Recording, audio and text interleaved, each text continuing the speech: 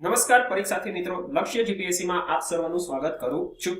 મિત્રો, આપણે હાલમાં જ 7/1/2024 ના રોજ જીપીએસસી દ્વારા ક્લાસ 1-2 ની પ્રાથમિક પરીક્ષાનું આયોજન કરવામાં આવ્યું હતું। તેના પેપર અને એનાલિસિસ આપણે કરી રહ્યા છીએ। આ પહેલા આપણે પેપર 1 નું એનાલિસિસ અને સોલ્યુશન ઓલરેડી આપણે કરી ચૂક્યા છે અને જે પણ મિત્રોએ વિડિયો ના જોયો હોય તો તેને ડિસ્ક્રિપ્શનમાં લિંક મળી જશે અથવા તો ઉપર આઈ બટનમાં લિંક મળી જશે અથવા તો ચેનલના પ્લેલિસ્ટમાં प्राथमिक परीक्षा पेपर सोल्यूशन અને એનાલિસિસ સેક્શનમાંથી પણ તમે એ વિડિયો જોઈ શકો છો। તો મિત્રો, આજના વિડિયોમાં આપણે પેપર 2 નું એનાલિસિસ અને સોલ્યુશન કરશું। ચાલો શરૂ કરીએ આજના વિડિયોની।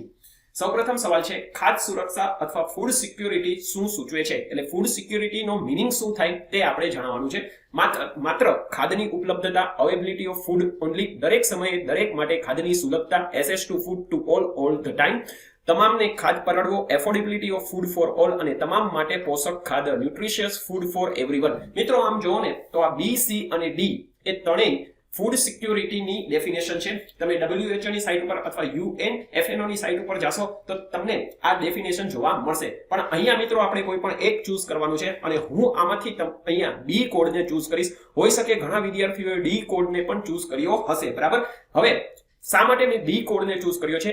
મિત્રો, તમે ફૂડ સિક્યુરિટી ની ડેફિનેશન વાંચશો ને તો તેમાં ખાસ એ બાબત ઉપર ભાર મૂકવામાં આવે છે કે access to food to all અને ઓલ ટાઈમ એને ફૂડ સિક્યુરિટી કહેવામાં આવે છે। ન્યુટ્રિશિયસ ફૂડ જે છે એ ગૌણ વસ્તુ છે, એવું નથી કે એનું મહત્વ નથી। તો અહીંયા હું બી કોડ સિલેક્ટ કરું છું।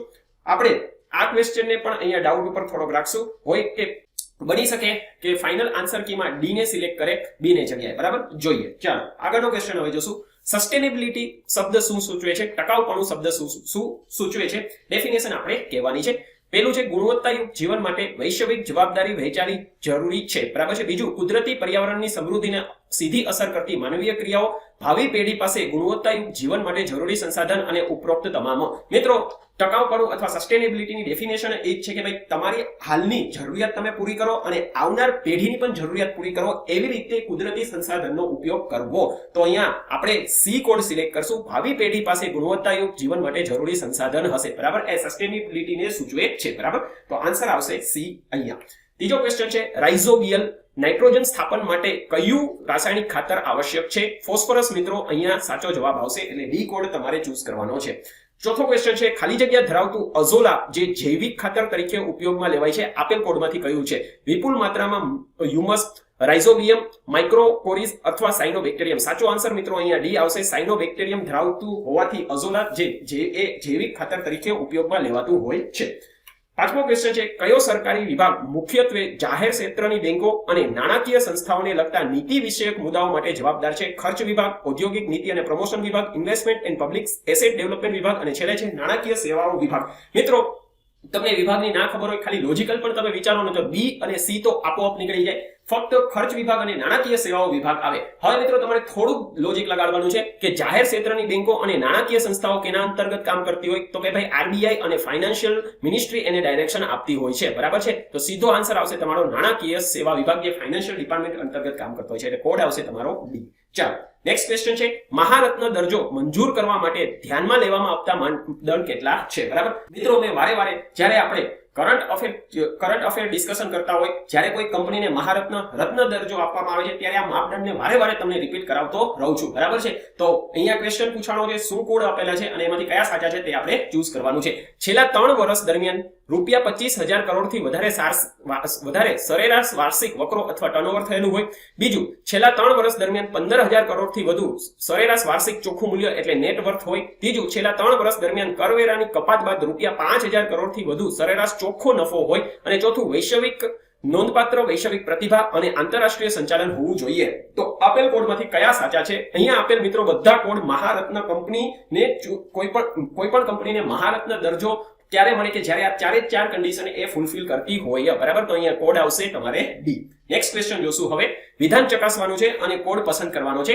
મિત્રો, અહીંયા ફરી એકવાર એસએમઈ, એમએસએમઈ અને માઇક્રો ત્રણેયની ડેફિનેશન આપેલી છે। આ પહેલા પણ જ્યારે પણ મેં એમએસએમઈ, એસએમઈ ની ડેફિનેશન કરંટમાં આવતી હોય ત્યારે તમને વારે કહેલું છે કે આ ડેફિનેશનને યાદ રાખજો। પ્રાથમિક પરીક્ષામાં આમાંથી ક્વેશ્ચન પૂછાતા હોય છે અને પૂછાય જ છે, બરાબર? તો એ જ ડેફિનેશનો આપેલી છે, આપણે ચૂઝ કરવાનું છે કે એમાંથી સાચી ડેફિનેશન કઈ છે।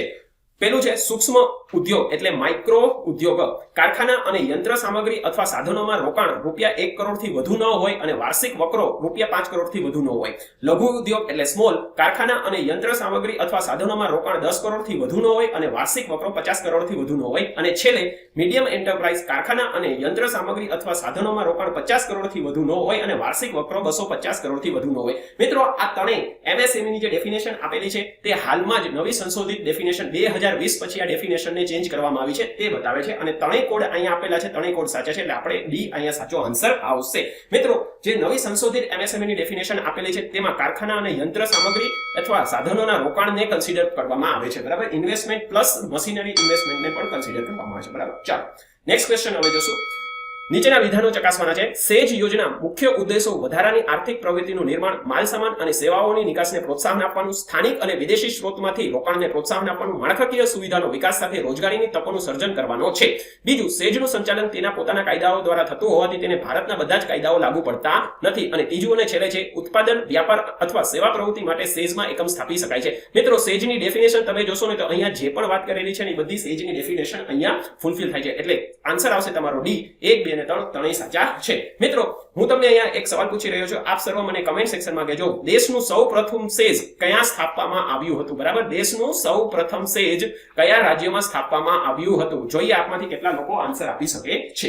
સરકાર દ્વારા 14 ઓક્ટોબર 2003 ના રોજ ભારતીય પ્રતિસ્પર્ધા આયોગ એટલે કોમ્પિટિશન કમિશન ઓફ ઇન્ડિયાની સ્થાપના કરવામાં આવી હતી. ભારતીય પ્રતિસ્પર્ધા આયોગ કેન્દ્ર સરકાર દ્વારા નિયુક્ત કરેલ એક અધ્યક્ષ અને 6 સદસ્યોનું બનેલ છે. તો આપેલ કોડમાંથી કયા સાચા છે? મિત્રો, અહીંયા બંને કોડ સાચા છે, 1 અને 2 બંને સાચા આવશે, બરાબર. 10મો ક્વેશ્ચન છે સામાજિક માળખું કોને સમાવિષ્ટ કરે છે? સાક્ષરતા કાર્યક્રમ, શિક્ષણ, જાહેર આરોગ્ય, આવાસ, પીવાનું પાણી અને સ્વચ્છતા. અને ડી છે A, B, C માં દર્શાવેલ તમામ પ્રવૃત્તિઓ. સાચો આન્સર આવશે મિત્રો અહીંયા તમારો ડી, A, B, C ત્રણેયને દર્શાવે છે. 11મો ક્વેશ્ચન છે હાર્મોનાઇઝ સિસ્ટમ ઓફ નોમેનકલ્ચર HSN કોડ સંબંધિત નીચેના નિવેદનોને ધ્યાનમાં લેવાના છે. હાલમાં જ મિત્રો હમણાં ભારતે પણ પોતાના દેશમાં HSN કોડને મંજૂરી આપી હતી અને આ બાબત આપણે કરંટમાં પણ ત્યારે ચર્ચા કરી હતી, બરાબર છે. તો શું કહે છે કે તે વિશ્વ વેપાર સંગઠન દ્વારા વિકસિત એક બહુહેતુક આંતરરાષ્ટ્રીય ઉત્પાદન નામાંકન છે. મિત્રો, આ વિધાન ખોટું છે કારણ કે આ કોડ જે છે એ વર્લ્ડ કસ્ટમ ઓર્ગેનાઇઝેશન દ્વારા બનાવવામાં આવ્યો છે, બરાબર. વર્લ્ડ કસ્ટમ ઓર્ગેનાઇઝેશન દ્વારા બનાવવામાં આવ્યો છે એટલે અહીંયા મિત્રો એક વાળા બધાય કોડ કાઢી નાખવાના છે તમારે એટલે સીધો આન્સર તમારો થશે 2 અને 3, બરાબર. બીજું તમારે કઈ વિચારવાનું જ નથી. ચાલો આગળ વધીએ. 12મો ક્વેશ્ચન છે પર્યાવરણીય અસર અનુકૂલન, પર્યાવરણ અસર મૂલ્યાંકન એન્વાયરમેન્ટ ઇમ્પેક્ટ એસેસમેન્ટ કઈ રીતે વ્યાખ્યાયિત થાય છે, બરાબર. એન્વાયરમેન્ટ ઇમ્પેક્ટ એસેસમેન્ટની ડેફિનેશન પૂછી છે. શું છે તો કે નકારાત્મક અસરોને ઘટાડવા અને કુદરતી પર્યાવરણ અને સુખાકારીમાં સકારાત્મક યોગદાન આપવા માટે નિવારણ ક્રિયાઓને વ્યાખ્યાયિત કરવા માટે સૂચિત પ્રોજેક્ટ અથવા વિકાસની સંભવિત અસરોને ઓળખવા, આગાહી કરવા અને મૂલ્યાંકન કરવાની પ્રક્રિયા છે, બરાબર. મિત્રો, આ જ ડેફિનેશન એન્વાયરમેન્ટ ઇમ્પેક્ટ એસેસમેન્ટની છે. આગળ તમારે બીજું કંઈ જોવાની પણ જરૂરત નથી, બરાબર. ચાલો 13મો ક્વેશ્ચન છે ભારતમાં ઉર્જાના સ્ત્રોતો વિશે નીચેના પૈકી કયું વિધાન સાચું છે, બરાબર. જળ વિદ્યુત ભારતમાં ઉર્જા ઉત્પાદનનો સૌથી મોટો સ્ત્રોત છે. ઉષ્મા ઉર્જા ભારતમાં ઉર્જા ઉત્પાદનનો સૌથી મોટો સ્ત્રોત છે. સૌર ઉર્જા ભારતમાં ઉર્જા ઉત્પાદનનો સૌથી મોટો સ્ત્રોત છે અને પવન ઉર્જા ભારતમાં ઉર્જા ઉત્પાદનનો સૌથી મોટો સ્ત્રોત છે. મિત્રો, સાચો આન્સર તમારો અહીંયા થશે બી. ઉષ્મા ઉર્જા એટલે થર્મલ એનર્જી જે છે એ ભારતમાં સૌથી મોટો ઉર્જાનો સ્ત્રોત છે. ત્યારબાદ મિત્રો તમને જળ, પછી પવન અને છેલ્લે સૌર ઉર્જા આવશે અને સૌથી છેલ્લે ન્યુક્લિયર ઉર્જા આવશે, બરાબર છે. ચાલો આગળ વધીએ. 14મો ક્વેશ્ચન છે સાગરમાલા કાર્યક્રમ એ લઘુત્તમ માળખાકીય રોકાણ સાથે એક્સિમ એટલે એક્સપોર્ટ અને ઇમ્પોર્ટ અને સ્થાનિક વ્યાપાર માટે પરિવહન ખર્ચ ઘટાડવા માટેનો છે. તેમાં મોડલ મિશ્રણના અનુકૂલનના માધ્યમથી સ્થાનિક કાર્ગોના પરિવહન ખર્ચમાં ઘટાડો કરવો, એક્સિમ કન્ટેનરના પરિવહનમાં સમય અને ખર્ચને ન્યૂનતમ કરી, બંદરની અંદર બંદરની નજીક અલગ અલગ વિનિર્માણ સમૂહો વિકસાવીને નિકાસ સ્પર્ધાત્મકમાં સુધારો કરવાનો સમાવેશ થાય છે, બરાબર છે. મિત્રો, સાગરમાલા પ્રોજેક્ટનો મેઇન ઉદ્દેશ્ય એ છે કે પોર્ટ લેડ ડેવલપમેન્ટને પ્રમોશન કરવું, એની સાથે સાથે ઇમ્પોર્ટ અને એક્સપોર્ટ ને વધારવો, સાથે સાથે પોર્ટ આસપાસના વિસ્તારમાં સામાજિક માળખું પણ ઊભું કરવું, લોજિસ્ટિક હબ ઊભા કરવા અને ઇન્ફ્રાસ્ટ્રક્ચર ઊભું કરવાનો છે. એટલે પહેલું તો અહીંયા મિત્રો વિધાન સાચું પડશે. બીજું વિધાન શું કહે છે કે એરપોર્ટ ઓથોરિટી ઓફ ઇન્ડિયાની રચના સંસદના અધિનિયમ દ્વારા કરવામાં આવી હતી. 1 એપ્રિલ 1990 ના રોજ અસ્તિત્વમાં આવ્યું હતું. કુલ 137 એરપોર્ટનું એ સંચાલન કરે છે, જેમાં 24 આંતરરાષ્ટ્રીય અને 10 કસ્ટમ એરપોર્ટ અને 103 સ્થાનિક એરપોર્ટનો સમાવેશ થાય છે. મિત્રો, આ વિધાન અહીંયા ખોટું છે એટલે તમારો આન્સર આવશે એ, માત્ર 1 એટલે એ તમારા અહીંયા આન્સર આવશે, બરાબર છે. ચાલો આગળ વધીએ. નેક્સ્ટ ક્વેશ્ચન છે મનુષ્ય પ્રાકૃતિકરણ એટલે નેચરલાઇઝેશન ઓફ હ્યુમન નો અર્થ શું થાય છે? નિમ્ન સ્તરનો તકનીકી વિકાસ, ઉચ્ચ સ્તરનો તકનીકી વિકાસ કે મધ્યમ સ્તરનો તકનીકી વિકાસ? બરાબર, સીધો આન્સર છે એ, નિમ્ન સ્તરનો તકનીકી વિકાસ, નેચરલાઇઝેશન ઓફ હ્યુમન કહેવાય છે. બરાબર. 16મો ક્વેશ્ચન છે 2011 ની વસ્તી ગણતરી અનુસાર કયા રાજ્યમાં નકારાત્મક વસ્તી વૃદ્ધિ જોવા મળેલી છે? કેરળ, નાગાલેન્ડ, ગોવા કે તમિલનાડુ? આન્સર મિત્રો તમારો થશે એ, કેરળમાં જોવા મળી હતી. 17મો ક્વેશ્ચન છે 2011 ની વસ્તી ગણતરી અનુસાર નીચે પૈકી કયું રાજ્ય સૌથી ઓછી વસ્તી ગીચતા ધરાવે છે? મિઝોરમ, નાગાલેન્ડ, અરુણાચલ પ્રદેશ કે હિમાચલ પ્રદેશ? આ બધા જ રાજ્યો જે છે એ હિલી રાજ્ય છે, જેમાં સૌથી વધુ અરુણાચલ પ્રદેશમાં સૌથી ઓછી વસ્તી ગીચતા આપણે ભારતમાં જોવા મળે છે. બરાબર. ચાલો, તો આન્સર આવશે તમારો સી. 18મો ક્વેશ્ચન છે નીચે આપેલ ભારતના બંધારણની કલમોને તેમની જોગવાઈઓ સાથે યોગ્ય રીતે જોડવાની છે. બરાબર. કલમ 268 શું કહે છે કે ભાઈ કરવેરા સંઘ સરકાર નાખશે, પરંતુ તેની વસૂલાત અને વિનિયોગ રાજ્ય સરકાર કરશે. બરાબર. એટલે અહીંયા આવશે તમારો 3 ડી, એ ની સામે 3. બરાબર છે. 270 ની કલમ શું કહે છે કે 270 ની કલમ એ કહે છે કે કરવેરા સંઘ સરકાર નાખશે અને વસૂલાત કરશે, પરંતુ સંઘ અને રાજ્યો વચ્ચે વહેંચણી કરવામાં આવશે. એટલે અહીંયા આવશે બી ની સામે તમારે 4. અને સી શું છે કે 271 ની કલમ શું કહે છે કે 271 ની કલમ કહે છે કે સંઘની આવક માટે ચોક્કસ કરવેરા અને શુલ્ક ઉપર સરચાર્જ. એટલે સી ની સામે થશે એ 1. બરાબર છે. એટલે એ ની સામે તમારો થયો 3, ડી ની સામે તમારો 4, સી ની સામે 1 અને ડી ની સામે 2. બરાબર. તો કોડમાં આપણે જોઈએ 3 વાળો A3. બરાબર. A3, B4, C1, D2 એટલે C તમારો અહીંયા આન્સર આવશે. નેક્સ્ટ ક્વેશ્ચન છે નીચેના વિધાનોમાંથી કયું સત્ય છે તે કહેવાનું છે.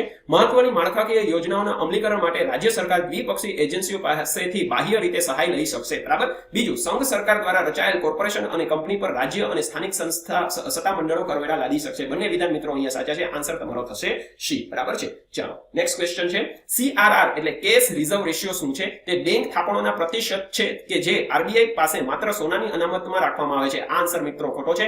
તે બેંક દ્વારા આરબીઆઈ માં અનામત અથવા ભંડોળના સ્વરૂપમાં રાખવામાં આવેલી થાપણો છે. બરાબર. આ આન્સર આ બરાબર સ્ટેટમેન્ટ છે. એટલે ઓપ્શનમાં તમારે ફક્ત માત્ર 2 એટલે બી કોડ સાચો આવશે. બરાબર. નેક્સ્ટ ક્વેશ્ચન છે ભારતના કૃષિ ક્ષેત્રના મુખ્ય પડકારો કયા છે? બરાબર. જમીનના એકમ વિસ્તારથી કૃષિ ઉત્પાદકતા વધારવી, ઉપજમાં વધારો, ઉચ્ચ મૂલ્યના પાકના વૈવિધ્યકરણ, માર્કેટિંગ ખર્ચ ઘટાડવા માટે મૂલ્ય શૃંખલા વિકસાવવી એટલે વેલ્યુ ચેન ડેવલપ કરવી. બીજું, સામાજિક રીતે સમાવેશી કાર્યનીતિ દ્વારા ગ્રામીણ ગરીબી ઘટાડવી, જેમાં કૃષિ તેમજ બિન ખેતી રોજગાર બંનેનો સમાવેશ થાય છે. અને ત્રીજી છે કૃષિ વિકાસ, ખાદ્ય સુરક્ષા આવશ્યકતાઓને યોગ્ય રીતે પ્રતિસાદ આપે તે સુનિશ્ચિત કરવું. બરાબર છે. આ ત્રણેય મુદ્દા ભારતના કૃષિ ક્ષેત્રના મુખ્ય પડકારો છે. એટલે 1, 2 ને 3 ત્રણેય ચૂઝ કરવાના છે. કોડ આવશે તમારો ડી. બરાબર. ચાલો, નેક્સ્ટ ક્વેશ્ચન છે નીચેના વિધાનો ચકાસો. ખેડૂતોને જૂથોને સજીવ ખેતી કરવા માટે પ્રેરિત કરવા માટે પરંપરાગત કૃષિ વિકાસ યોજના શરૂ કરવામાં આવી છે. બરાબર. આ વિધાન એકદમ સાચું છે. ચોક્કસ પાકની ઉત્પાદકતા ટકાઉ રીતે વધારવા માટે સોઇલ હેલ્થ કાર્ડ દાખલ કરવામાં આવે છે. મિત્રો, આ વિધાન ખોટું છે. સોઇલ હેલ્થ કાર્ડનો મેઇન પર્પસ એ છે કે ખેડૂત પોતાની જમીનમાં કયા પોષક તત્વોની ઉણપ છે અથવા તો કયા પોષક તત્વો છે જેના મુજબ તે પાક લઈ શકે એ માટે સોઇલ હેલ્થ કાર્ડ ઇસ્યુ કરવામાં આવે છે. એટલે બીજો તમારે અહીંયા ખોટો પડશે. એટલે બીજા વાળું મિત્રો જે પણ છે ને એને કાઢી નાખો, બાકીનો તમારે આન્સર આવી જશે. એટલે સી અહીંયા તમારો કોડ આવશે. 1, 3 અને 4 સાચા છે. બરાબર. ચાલો, નેક્સ્ટ ક્વેશ્ચન છે આપેલા વિધાનો ચકાસો. દેશની 65% 2021 ના આંકડા મુજબ વસ્તી ગ્રામીણ વિસ્તારમાં રહે છે અને 47% વસ્તી જીવન નિર્વાહ માટે કૃષિ ઉપર આધારિત છે. આ વિધાન એકદમ સાચું છે. દીનદયાળ અંત્યોદય યોજના રાષ્ટ્રીય ગ્રામીણ જીવન નિર્માણ મિશન એટલે દીનદયાળ અંત્યોદય યોજના national rural livelihood mission DAYNRLM નો હેતુ આર્થિક રીતે નબળા પરિવારોને લાભદાયક સ્વરોજગાર અને કુશળ વેતન રોજગારીની તકો મેળવવા માટે સક્ષમ બનાવે છે. મિત્રો, આ પહેલા પણ આ પૂછાણો હતો અને આ પણ સાચું અહીંયા છે. બરાબર છે. જલ જીવન મિશન એ રાજ્યોની ભાગીદારીથી અમલમાં મૂકવાની જાહેરાત કરવામાં આવી હતી, જેનાથી ગામડાઓમાં દરેક ગ્રામીણ ઘર અને શહેર સંસ્થાઓ જેવી કે શાળાઓ, આંગણવાડી કેન્દ્રો, આશ્રમ શાળાઓ, આરોગ્ય કેન્દ્રો વગેરેને નળના પાણીનું જોડાણ પૂરું પાડવાનું છે. આ વિધાન પણ એકદમ સાચું છે. એટલે તમારે 1, 2 ને 3 ત્રણેય સાચા છે. ડી તમારો કોડ આવશે. નેક્સ્ટ ક્વેશ્ચન છે નીચેના પૈકી કયો ઉદ્યોગ ઉગતા સૂર્ય ઉદ્યોગ એટલે સનરાઇઝિંગ તરીકે ઓળખાય છે? બરાબર છે. આ પહેલા ઘણી વખત આ આપ્યો છે. ઇન્ફોર્મેશન ટેકનોલોજી જે છે એ સનરાઇઝિંગ એટલે ઉભરતી ઉદ્યોગ તરીકે ઓળખાય છે. બરાબર છે. નેક્સ્ટ ક્વેશ્ચન છે નીચેના વિધાનો ચકાસવાના છે. સુશાસન સૂચકાંક એટલે ગુડ ગવર્નન્સ ઇન્ડેક્સમાં ગુજરાત સળંગ 2 વર્ષ માટે પ્રથમ ક્રમે રહેલું છે. આ વિધાન એકદમ સાચું છે. નિકાસ તૈયારી સૂચકાંક એટલે એક્સપોર્ટ પ્રિપેર્ડનેસ ઇન્ડેક્સ 2021 માં ગુજરાત 78.86 ના પ્રથમ પ્રાપ્તાંક સાથે પ્રથમ આવેલ છે. આ વિધાન પણ મિત્રો અહીંયા સાચું છે. બરાબર છે. જે રૂપિયા 2,28,833 કરોડની સીધી વિદેશી મૂડી ખેંચી લાવ્યું છે. હવે આ મિત્રો આ ડેટા થોડોક આપણને મેળવવો પણ ડિફિકલ્ટ છે, પણ હા એ વાત સાચી છે કે 2021 ના સૂચકાંકમાં ગુજરાત પહેલા નંબરે હતો. એટલે હું અહીંયા આને પણ સાચું જ માનું છું. રાજ્ય ખાદ્ય સુરક્ષા સૂચકાંક 2021-22 માં મોટા 20 રાજ્યોમાં ગુજરાત 77.5 ના પ્રાપ્તાંક સાથે બીજા ક્રમાંકે છે. આ વિધાન પણ સાચું છે કારણ કે પહેલા ક્રમાંકે અહીંયા મહારાષ્ટ્ર આવે છે, બરાબર છે. અને DPIIT રેન્કિંગ અનુસાર સ્ટાર્ટઅપ માટે પ્રબળ ઇકોસિસ્ટમ પ્રદાન કરવામાં ગુજરાત પ્રથમ ક્રમે છે અને સ્ટાર્ટઅપ રેન્કિંગ રાજ્યોમાં 2021માં રાજ્યોની શ્રેણીમાં ગુજરાત શ્રેષ્ઠ પ્રદર્શન કરનાર રાજ્ય તરીકે ઉભરી આવ્યું છે, બરાબર. આ વિધાન પણ સાચું છે એટલે અહીંયા તમારે ચારેય વિધાન સાચા છે એટલે ડી તમારે અહીંયા ચૂઝ કરવાનો આવશે. નેક્સ્ટ ક્વેશ્ચન છે, ભારતમાં સ્થાનિક પદ્ધતિસર રીતે મહત્વપૂર્ણ વીમા કંપનીઓ એટલે domestic systemic important insurance company નીચેના પૈકી કઈ છે? LIC, GIC અને ન્યૂ ઇન્ડિયા ઇન્સ્યોરન્સ. મિત્રો ત્રણેય કંપનીઓ જે છે એ ભારત સરકાર દ્વારા ડોમેસ્ટિક SIIS અંતર્ગત જાહેર કરેલી છે. હવે આનો મતલબ શું થાય તો કે ભાઈ આ કંપનીઓને કાંઈ પણ થાય ને તો ભારતની અર્થવ્યવસ્થા ઉપર બહુ ગંભીર અસર થઈ શકે એમ હોય છે, બરાબર છે. એટલે જેને ડોમેસ્ટિકલી સિસ્ટેમેટિકલી ઇમ્પોર્ટન્ટ ઇન્સ્યોરન્સ કંપની નામ આપવામાં આવ્યું છે. આવી જ રીતે મિત્રો ડોમેસ્ટિક સિસ્ટેમેટિકલી ઇમ્પોર્ટન્ટ બેંક પણ જાહેર કરવામાં આવી છે, જેમાં HDFC, ICICI અને SBI ને કન્સિડર કરવામાં આવે છે અને આને ટુ બિગ ટુ ફેલ નામ આપવામાં આવે છે. ટુ બિગ ટુ ફેલ મતલબ જો આ બેંકો ઉઠે તો દેશની અર્થવ્યવસ્થાને ખૂબ જ મોટા પાયે નુકસાન થતું હોય છે, બરાબર. એટલે જ માટે તેને જાળવણી કરવા એટલા જ માટે તેને સિસ્ટેમેટિકલી ઇમ્પોર્ટન્ટ બેંક નામ આપવામાં આવ્યું છે. તો અહીંયા આપણે કોડ આવશે D 1, 2 અને 3. ચાલો નેક્સ્ટ ક્વેશ્ચન છે, નીચેના વિધાનો ધ્યાનમાં લેવાના છે, કયું સત્ય છે તે કહેવાનું છે. પ્રથમ અગ્રિમ અંદાજ એટલે ફર્સ્ટ એડવાન્સ એસ્ટિમેટ જે તે નાણાકીય વર્ષમાં GDP કઈ રીતે વધવાની અપેક્ષા છે તેનો પ્રથમ સત્તાવાર અંદાજ છે, બરાબર. આ વિધાન સાચું છે. બીજું, તે નાણાં મંત્રાલય દ્વારા જારી કરવામાં આવે છે. મિત્રો આ વિધાન અહીંયા ખોટું છે. આ data NSO national sample organisation દ્વારા જાહેર કરવામાં આવે છે. એટલે બીજું વાળું મિત્રો તમારે અહીંયા કાઢી નાખવાનું છે. બીજા વાળું મિત્રો તમે કાઢો એટલે માત્ર 1 અને 1 3 રહે. નેક્સ્ટ વિધાન જોઈએ, તેનો ઉપયોગ આગામી નાણાકીય વર્ષની બજેટ ફાળવણી નક્કી કરવા માટે થાય છે, બરાબર. આ વિધાન પણ મિત્રો સાચું છે એટલે C તમારે અહીંયા કોડ આવશે. નેક્સ્ટ ક્વેશ્ચન જોશું હવે. વિધાન ધ્યાનમાં લેવાના છે અને સત્યતા ચકાસવાની છે. સાચું કહ્યું છે. GST ગુપ્તચર મહાનિર્દેશાલય director general of GST intelligence વાણિજ્ય અને ઉદ્યોગ મંત્રાલય હેઠળની એક કાયદા અમલીકરણ એજન્સી છે, બરાબર છે. મિત્રો GST director general of GST intelligence A department of revenue અંતર્ગત આવે છે, બરાબર. એટલે આ વિધાન તો અહીંયા થઈ ગયું ખોટું. આગળ જોઈએ, 2017માં GST લાગુ કર્યું તે પહેલા DGGI ઉત્પાદન શુલ્ક ગુપ્તચર મહાનિર્દેશાલય એ director general of central excise intelligence તરીકે કાર્યરત હતું, બરાબર છે. તો મિત્રો આ વિધાન અહીંયા સાચું છે એટલે માત્ર 2 એટલે B તમારે કોડ અહીંયા આવશે, બરાબર. ચાલો નેક્સ્ટ ક્વેશ્ચન હવે આપણે જોશું. ઈ-કુબર વિશે ધ્યાનમાં લ્યો. હાલમાં જ મિત્રો RBI દ્વારા ઈ-કુબર પોર્ટલનું જાહેરાત કરવામાં આવી હતી અને તેનો મેઇન ઉદ્દેશ્ય એ છે કે દેશમાં બેન્કિંગ સેવા આપતી NBFC કોઓપરેટિવ જે પણ હોય તેની માટે એક કરંટ એકાઉન્ટ એટલે કોર બેન્કિંગ સેવા પૂરી પાડવાનું છે. તો વિધાન હવે જોઈએ આમાંથી કયા વિધાન સાચા છે, બરાબર. તો ઈ-કુબર એ RBI નું કોર બેન્કિંગ સોલ્યુશન છે જે વાણિજ્ય બેંકોને RBI સાથેના તેમના ચાલુ ખાતામાં ઉચ્ચ સ્તરની સેવા ઉપલબ્ધ કરાવે છે. આ વાત સાચી છે. અને ઈ-કુબરનો ઉપયોગ સરકારી જામીનગીરીઓ એટલે GSEC ની હરાજી જેવી કામગીરી કરવા માટે થાય છે. આ વિધાન પણ સાચું છે એટલે બંને વિધાન અહીંયા તમારા સાચા આવશે. અહીંયા આન્સર આવશે તમારો C, બરાબર. નેક્સ્ટ ક્વેશ્ચન હવે આપણે જોશું. નીચેના વિધાનો ધ્યાનમાં લેવાના છે અને કયું સાચું છે ખોટું છે એ તમારે કહેવાનું છે. બાજરીના વૈશ્વિક ઉત્પાદનમાં ભારતનો ફાળો 50% થી વધુ છે. મિત્રો આ વિધાન ખોટું છે. ભારતનો ફાળો 40% ની આસપાસ છે, બરાબર છે. હવે બીજું વિધાન છે, ભારતમાંથી બાજરીના મુખ્ય આયાતકાર USA, રશિયા અને ચીન છે, બરાબર છે. આ વિધાન પણ મિત્રો ખોટું છે. ભારતમાંથી મુખ્ય બાજરીના આયાતકારો દેશ હોય તો UAE, USA અને સાઉદીનો સમાવેશ થાય છે, બરાબર. તો હવે 2 અને 1 અને 2 ને તમે કાઢી નાખો ને તો A નીકળી ગયું, C નીકળી ગયું, D નીકળી ગયું, માત્ર 3 આવશે, બરાબર. ચાલો નેક્સ્ટ ક્વેશ્ચન હવે આપણે જોશું. લઘુત્તમ ટેકાના ભાવની ભલામણ કરતી વખતે કૃષિ પડતર અને કિંમત આયોગ એટલે commission four agriculture cost and prices નીચેના પરિબળોને ધ્યાનમાં લે છે. પેલું, સ્થાનિક અને આંતરરાષ્ટ્રીય સ્તરે બજાર ભાવના વલણો. વાત સાચી છે. પેદાશના ગ્રાહક પર MSP ની સંભવિત અસર. આ વાત પણ સાચી છે. ઉત્પાદન ખર્ચ કરતા લઘુત્તમ 30% નું માર્જિન. મિત્રો આ વાત ખોટી છે. હવે 1 અને 2 3 જેમાં ન હોય એ કોડ તમારે પસંદ કરવાનો છે, બરાબર. તો B, D અને A નીકળી ગયો. કોડ તમારો થશે C. 1, 2 અને 4. નેક્સ્ટ ક્વેશ્ચન હવે જોશું. National agriculture cooperative marketing federation of India એટલે NAFED વિશે નીચેના વિધાનો ધ્યાનમાં લેવાના છે. તે ભારતમાં કૃષિ ઉપજના માર્કેટિંગ માટેની સહકારી સંસ્થાઓની સર્વોચ્ચ સંસ્થા છે. વાત સાચી છે. તે કૃષિ મંત્રાલય હેઠળ કાર્ય કરે છે. આ વાત પણ સાચી છે. તે કઠોળ ખરીદીની મધ્યસ્થ ખરીદી સંસ્થા છે. આ વાત પણ સાચી છે અને સત્ય વિધાન જ કહેવાના છે. તો ત્રણેય કોડ સાચા છે એટલે C મિત્રો અહીંયા તમારો સાચો આન્સર આવશે. નેક્સ્ટ ક્વેશ્ચન હવે જોશું. રોકડ રકમ એટલે હાર્ડ કરન્સી સામાન્ય રીતે પસંદ કરવામાં આવે છે કારણ કે તે રાજકીય રીતે અને આર્થિક રીતે સ્થિર કરવામાં આવે છે. વાત સાચી છે. માલ સામાન અને સેવાની ચૂકવણીના પ્રકાર તરીકે વિશ્વભરમાં વ્યાપક રૂપે તે સ્વીકારવામાં આવે છે. આ વાત પણ સાચી છે. તેનું એકાએક અવમૂલ્ય અથવા મૂલ્ય વૃદ્ધિ થવાની શક્યતા હોતી નથી. આ વાત પણ સાચી છે એટલે ત્રણેય કોડ મિત્રો અહીંયા આવશે. C તમારો સાચો આન્સર આવશે. નેક્સ્ટ ક્વેશ્ચન છે, રાજકોષી નીતિનો હેતુ શું છે અને કોણ પસંદ કરવાનો છે. દેશમાં ભાવ સ્તરને નિયંત્રિત કરવાનો રાજકોષી નીતિનો ઉદ્દેશ્ય છે. આ વિધાન મિત્રો ખોટું છે એટલે એક વાળું જે પણ છે એ બધું કાઢી નાખો. A, C અને D. બરાબર છે? તો 2 અને 3 તમારે સાચા આવશે એટલે બી કોડ છે. બરાબર. નેક્સ્ટ ક્વેશ્ચન હવે જોશું. આપેલા વિધાનોમાંથી સત્ય કયા છે તે જોવાના છે. પ્રથમ પંચવર્ષીય યોજના તે 1951 થી 1956 ના સમયગાળા દરમિયાન શરૂ કરવામાં આવી હતી. તે થોડાક વધારા સાથે હેરોડ ડોમાર મોડેલ ઉપર આધારિત હતી. તેનું મુખ્ય લક્ષ્ય દેશનો કૃષિ વિકાસનું છે. બરાબર. આ વિધાન સાચું છે. બીજી પંચવર્ષીય યોજના 1956 થી 61 ના સમયગાળા દરમિયાન તૈયાર કરવામાં આવી હતી. તે પીસી મહાલુંબી મોડેલ પર આધારિત હતી અને તેનું મુખ્ય લક્ષ્ય દેશનો ઔદ્યોગિક વિકાસ કરવાનું હતું. બરાબર. આ વિધાન પણ સાચું છે. ત્રીજી પંચવર્ષીય યોજના 1961 થી 1966 ના સમયગાળા માટે તૈયાર કરવામાં આવી હતી. આ યોજના ગાડગીલ યોજના તરીકે ઓળખાય છે. આ યોજનાનું મુખ્ય લક્ષ્ય અર્થતંત્રને સ્વાવલંબી બનાવવાનું હતું. કૃષિ અને ઘઉંના ઉત્પાદનમાં સુધારા પર ભાર મૂકવામાં આવ્યો હતો. આ વાત પણ સાચી છે કારણ કે તે દરમિયાન આપણે બે એક તો જંગ લડી હતી 1965 અને 1962 ની ચીન યુદ્ધ અને દુષ્કાળ પણ પડ્યો હતો. એટલે દેશમાં કૃષિ અને ઘઉંના ઉત્પાદન ઉપર ખાસ ભાર મૂકવામાં આવ્યો હતો. અને આઠમી પંચવર્ષીય યોજના તેનો સમયગાળો 1992 થી 97 વચ્ચે હતો. તેમાં માનવ સંસાધન વિકાસ અર્થાત રોજગારી, શિક્ષણ અને જાહેર આરોગ્યને ટોચની અગ્રતા આપવામાં આવી હતી. આ યોજના દરમિયાન સરકારે ભારતની નવી આર્થિક નીતિનો પ્રારંભ કરાવ્યો હતો. આ વાત પણ સાચી છે કારણ કે 1990 ના આર્થિક કટોકટી બાદ આ યોજના આવી હતી. 1991 માં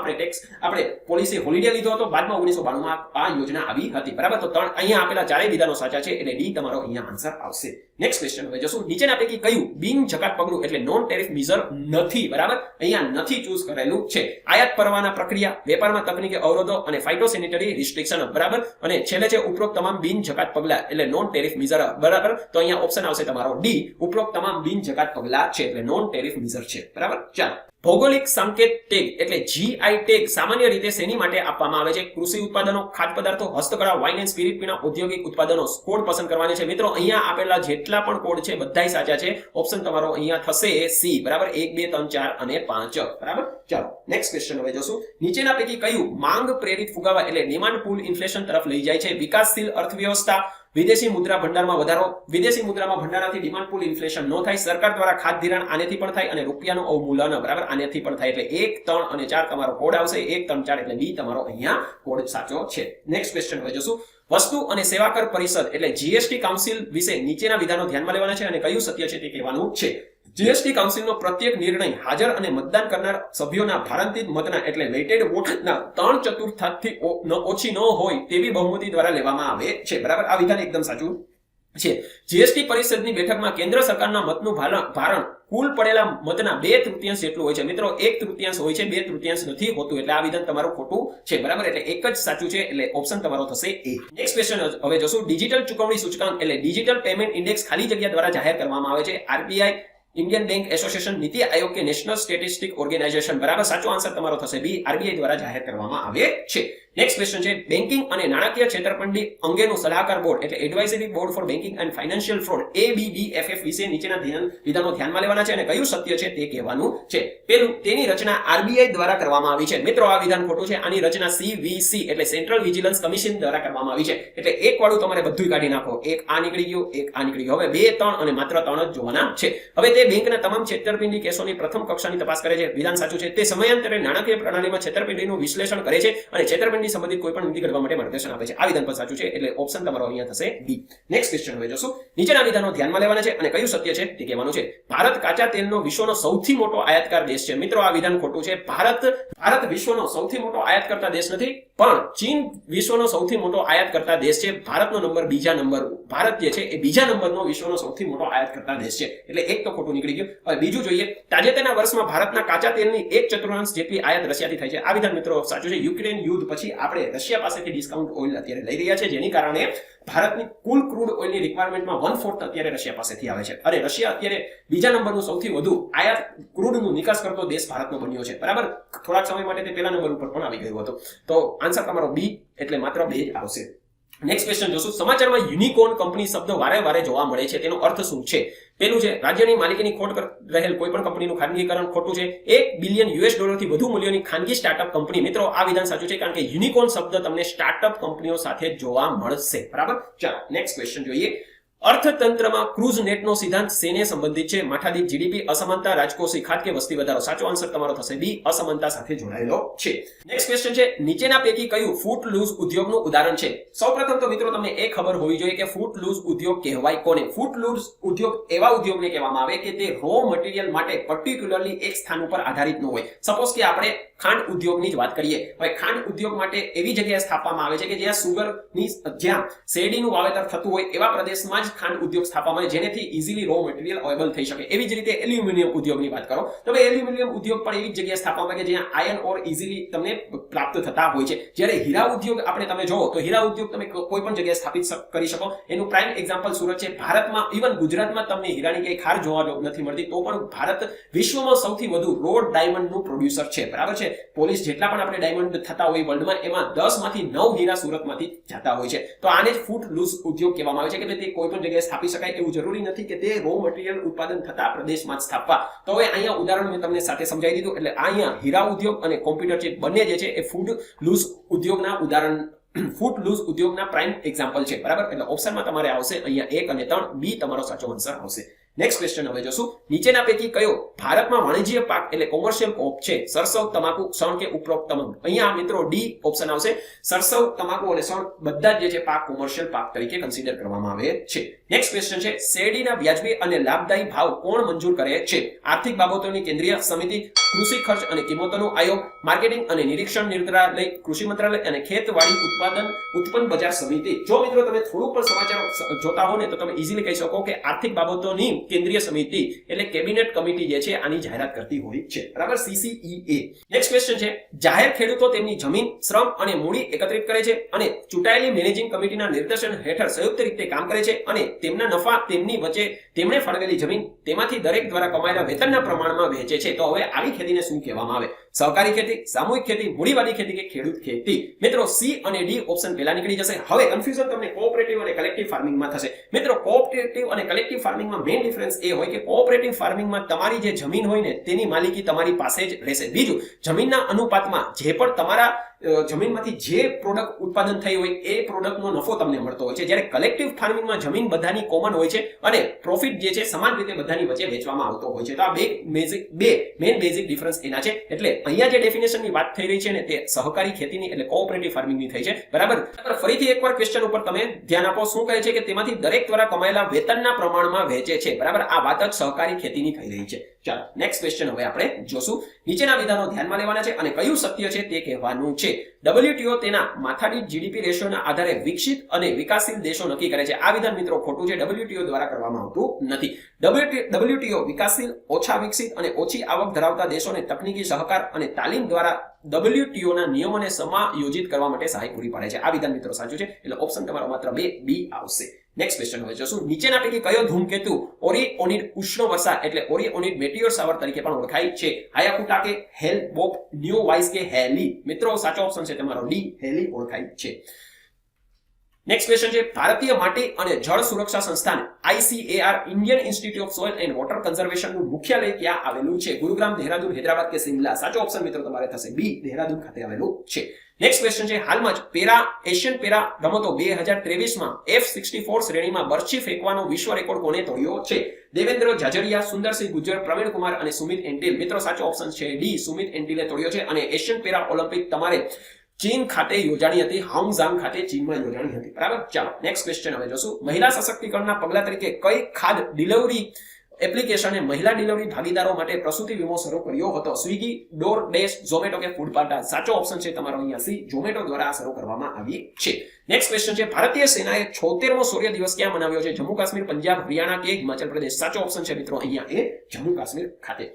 ઇન્ડિયન એરફોર્સે ચીન અને પાકિસ્તાન સરહદ પર કેટલી S-400 એર ડિફેન્સ મિસાઇલ સ્ક્વોડ્રનને તૈનાત કરી છે? 3, 4, 5 કે 6? કુલ 3 મિસાઇલને ડિફેન્સને કુલ 3 S-400 એર ડિફેન્સ મિસાઇલ સ્ક્વોડ્રનને તૈનાત કરી છે, જેમાંથી એક જે છે એ પાકિસ્તાન સરહદે છે, 2 ચીન સરહદે છે અને બાકી રહેલી એક જે છે એ સધર્ન પાર્ટમાં ડિપ્લોય કરવામાં આવશે. બરાબર. ચાલો નેક્સ્ટ ક્વેશ્ચન છે ઇન્ટરનેશનલ ફિલ્મ ફેસ્ટિવલ ઓફ ઇન્ડિયાના 54મા સંસ્કરણ માટે ઇન્ટરનેશનલ જ્યુરી પેનલના અધ્યક્ષ કોણ હતા? સ્ટીફન સ્પીલબર્ગ, શેખર કપૂર, ક્વિન્ટિન ટારાન્ટિનો અને માર્ટિન સ્કોર્સેસે? બરાબર. સાચો ઓપ્શન અહીંયા થશે તમારો બી, શેખર કપૂર હતા અધ્યક્ષ.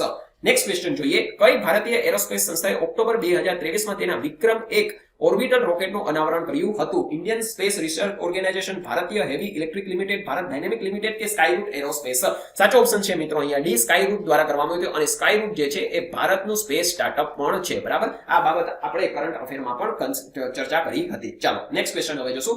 ભારતમાં એરોસ્પેસ શિક્ષણ અને નવીનતાને પ્રોત્સાહન આપવા માટે કઈ ભારતીય પ્રૌદ્યોગિક સંસ્થા એટલે આઈઆઈટી એરબસ સાથે ભાગીદારી કરી છે? આઈઆઈટી બોમ્બે, દિલ્હી, મદ્રાસ કે કાનપુર? સાચો ઓપ્શન છે મિત્રો અહીંયા તમારો ડી, આઈઆઈટી કાનપુરે કરી છે. નેક્સ્ટ ક્વેશ્ચન જોશું. ગ્લોબલ ટીચર પ્રાઇઝ 2023 માટે કયા ભારતીય શિક્ષકને અંતિમ પસંદગીમાં પસંદ કરવામાં આવ્યા હતા? દીપનારાયણ, રણજીતસિંહ દિસલે, સોનમ વાંગચુક કે અરવિંદ ગુપ્તા? દીપનારાયણને પસંદ કરવામાં આવ્યા હતા. ચાલો, દીપનારાયણ એ કલકત્તા સ્થિત શિક્ષક છે. બરાબર, ચાલો નેક્સ્ટ ક્વેશ્ચન હવે જોશું. ભારતના કયા રાજ્યમાં મશરૂમની નવી પ્રજાતિ કેન્ડોલિયો માઇસે આલ્બોસ્ક્યુ મોસોસ મળી આવી છે? બરાબર, કર્ણાટક, મહારાષ્ટ્ર, કેરળ કે તમિલનાડુ? સાચો ઓપ્શન મિત્રો અહીંયા છે સી, કેરળ ખાતેથી મળી આવી છે.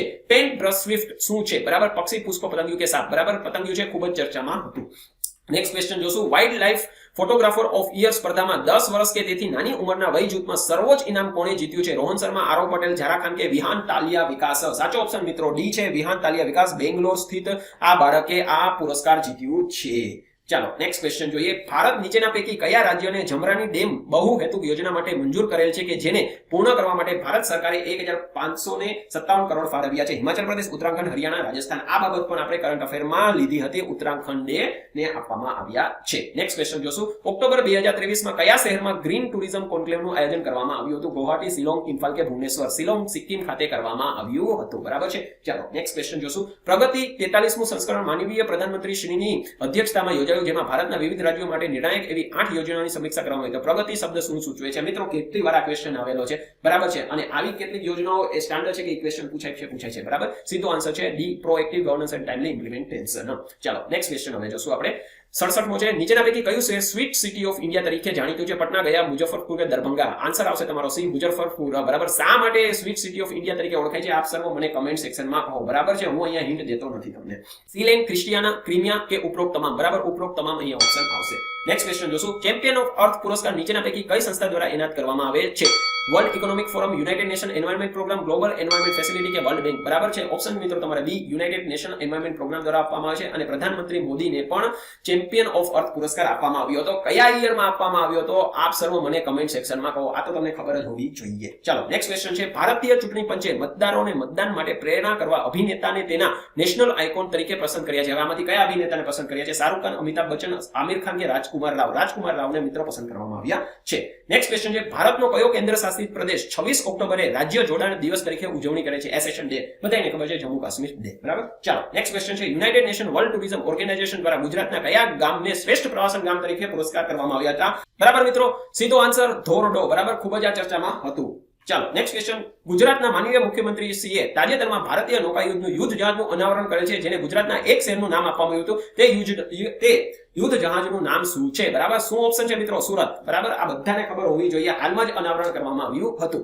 પોલિયો રસીના મહત્વ અંગે જાગૃતતા લાવવા કઈ તારીખે વિશ્વ પોલિયો દિવસ ઉજવવામાં આવે છે? 24 ઓક્ટોબર, 26 ઓક્ટોબર, 27 કે 25? ઓપ્શન શું છે મિત્રો સાચો? 24 ઓક્ટોબરના રોજ ઉજવવામાં આવે છે. અને નેક્સ્ટ ક્વેશ્ચન છે. અબુધાબી માસ્ટર 2023 મહિલાઓની સિંગલ સ્પર્ધા કોની જીતી છે? મિત્રો, અબુધાબી માસ્ટર 2023 સિંગલ સ્પર્ધા બેડમિન્ટનની સ્પર્ધા હતી. બરાબર છે. જોઈએ ઓપ્શનમાં ઉન્નતિ હુડા, અંકિતા રૈના કે અદિતિ સિન્હા કે લક્ષ્યા સેના? સાચો ઓપ્શન છે મિત્રો ઉન્નતિ હુડા. આવું કરનાર ઉન્નતિ હુડા એ દેશની સૌપ્રથમ મહિલા બની છે જેને અબુધાબી માસ્ટર 2023 બેડમિન્ટન ટુર્નામેન્ટ જીતી છે અંડર 17 માં. બરાબર, ખાસ યાદ રાખજો, અંડર 17 ની વાત થઈ રહી છે. ચાલો નેક્સ્ટ ક્વેશ્ચન છે. ભારતીય લશ્કરમાં હોસ્પિટલ સેવાઓના મહાનિર્દેશકનો હોદ્દો મેળવનાર પ્રથમ મહિલા કોણ બન્યા છે? બરાબર, ખૂબ જ ચર્ચામાં હતું. એર માર્શલ સાધના એસ નાયર બન્યા છે. ચાલો નેક્સ્ટ ક્વેશ્ચન જોશું. ભારતનું કયું રાજ્ય 237 કરોડની ગ્રાફીન ઉત્પાદન સુવિધા સ્થાપવાનું આયોજન કરી રહ્યું છે? કેરળ, તમિલનાડુ, કર્ણાટક કે આંધ્રપ્રદેશ? ઓપ્શન સાચો છે એ, કેરળ કરી રહ્યું છે. કયો દેશ વિશ્વના સૌથી મોટા ન્યુટ્રિયોન શોધક દૂરબીન ટ્રાઇડન્ટનું નિર્માણ કરી રહ્યું છે? આ પણ ખૂબ જ ચર્ચામાં હતું. ચીન મિત્રો દેશ કરી રહ્યો છે. ચાલો નેક્સ્ટ ક્વેશ્ચન જોઈએ. કઈ સંસ્થાએ ગિનીના અખાતમાં ભારત સાથે પ્રથમ સંયુક્ત નૌકા કવાયત હાથ ધરી છે? બરાબર, આ પણ મિત્રો ખૂબ જ ચર્ચામાં હતું. યુરોપિયન યુનિયને ભારત સાથે સૌપ્રથમ ગિનીના અખાતમાં આવી નૌકા યુદ્ધ કવાયત આયોજિત કરી હતી. નવેમ્બર મહિનામાં જ આયોજન થયું હતું. બરાબર, ચાલો નેક્સ્ટ ક્વેશ્ચન જોશું. ભારતીય સેનાની સૌપ્રથમ વર્ટિકલ વિન્ડ ટર્બાઇન ક્યાં આવેલી છે? જમ્મુ કાશ્મીર, ઉત્તરાખંડ, હિમાચલ પ્રદેશ કે અરુણાચલ પ્રદેશ? હિમાચલ પ્રદેશ ખાતે હાલમાં ભારતીય સેનાના વડા દ્વારા એનું ઉદ્ઘાટન કરવામાં આવ્યું હતું. નેક્સ્ટ ક્વેશ્ચન છે. આ વર્ષે જન્મની સંખ્યા નીચા સ્તરે પહોંચવા સાથે કયો દેશ વસ્તી વિષયક ગંભીર સમસ્યાનો સામનો કરી રહ્યો છે? જાપાન, જર્મની, ચીન કે ઇટલી? સાચો ઓપ્શન છે મિત્રો ચીન. નેક્સ્ટ ક્વેશ્ચન હવે જોશું, કઈ ફ્રેન્ચ એરો એન્જિન કંપનીએ ઓક્ટોબર 2023માં એરોસ્પેસમાં ઔદ્યોગિક સહયોગ વધારવા HAL સાથે MOU હસ્તાક્ષર કર્યા છે? ડસોલ્ટ, એરબસ, સાફરાન કે થ્રેશર ગ્રુપ? સાચો ઓપ્શન છે મિત્રો સેફ્રન એરક્રાફ્ટ એન્જિન દ્વારા આ કરાર કરવામાં આવ્યો છે અને બંને સંયુક્ત રીતે હેલિકોપ્ટરનું નિર્માણ કરશે. ચાલો નેક્સ્ટ ક્વેશ્ચન જોશું, 37મી રાષ્ટ્રીય રમતો 2023ની સત્તાવાર પ્રાયોજક કંપની કઈ હતી? Google pay, phone pay, Paytm કે એમેઝોન? સાચો ઓપ્શન છે મિત્રો પેટીએમ.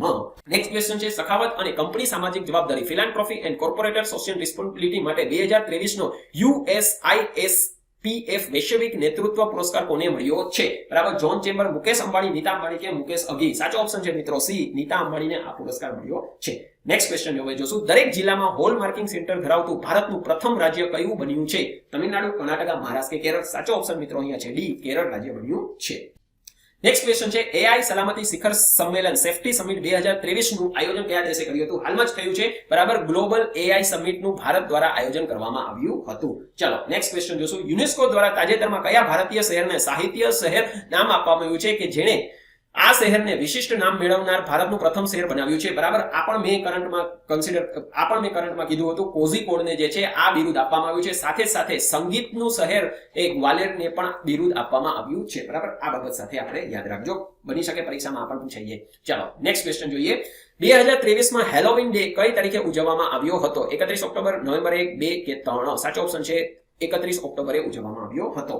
નેક્સ્ટ ક્વેશ્ચન છે, ગોવા મેરીટાઈમ કોન્ક્લેવ 2023 ના ચોથા સંસ્કરણની મુખ્ય વિષય વસ્તુ એટલે થીમ શું હતી? આ બાબત પર મેં ચર્ચા કરી હતી. હિન્દ મહાસાગર પ્રદેશમાં દરિયાઈ સુરક્ષા, સર્વસામાન્ય દરિયાઈ પ્રાથમિકતાઓને સહયોગી સૌમ્ય ફ્રેમવર્કમાં રૂપાંતરિત કરવી. બરાબર છે, એટલે ઓપ્શન એ તમારો અહીંયા આવશે.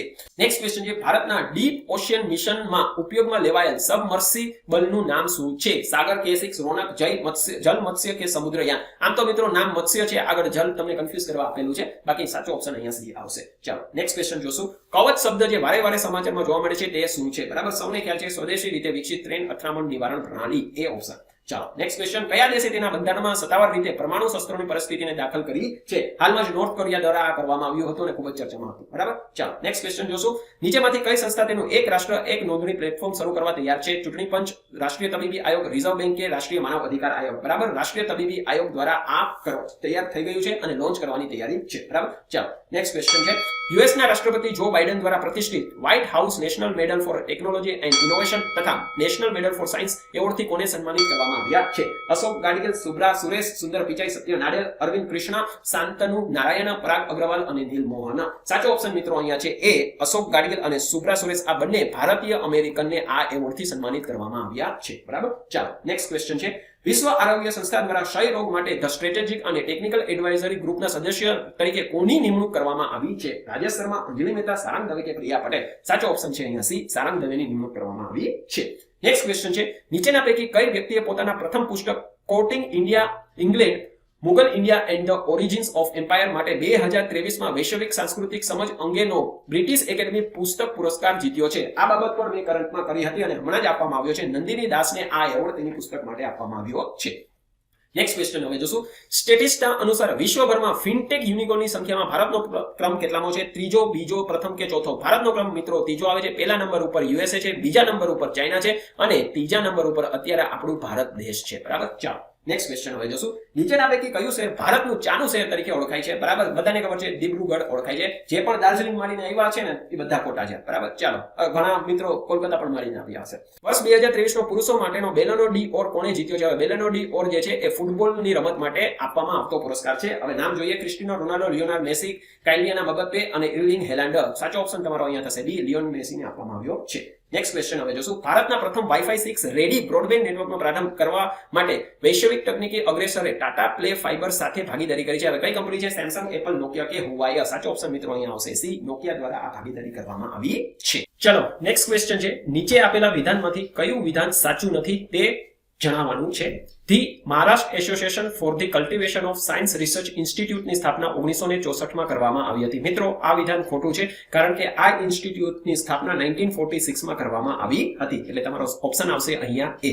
ચાલો નેક્સ્ટ ક્વેશ્ચન જોશું. નીચે આપેલા વિધાનો ચકાસો. રાષ્ટ્રીય નવીનતા સંસ્થાન નેશનલ ઇનોવેશન ફાઉન્ડેશન ભારત સરકારના વિજ્ઞાન અને ટેકનોલોજી વિભાગની સ્વાયત્ત સંસ્થા છે.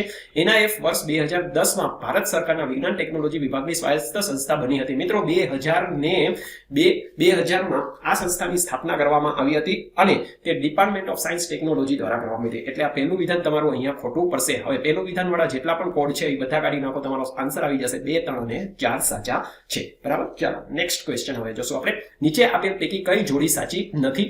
સંસ્થાનું નામ છે અને કયા સ્થળે આવેલી છે તે છે Aryabhatta research institute of observation science, Nainital. આ જોડી એકદમ સાચી છે. International advance research centre for powder metallurgy of new material, Hyderabad. આ પણ જોડી સાચી છે. સેન્ટર ફોર નેનો અને સોફ્ટ મેટર સાયન્સ, બેંગલુરુ સ્થિત આવે છે. આ જોડી પણ સાચી છે.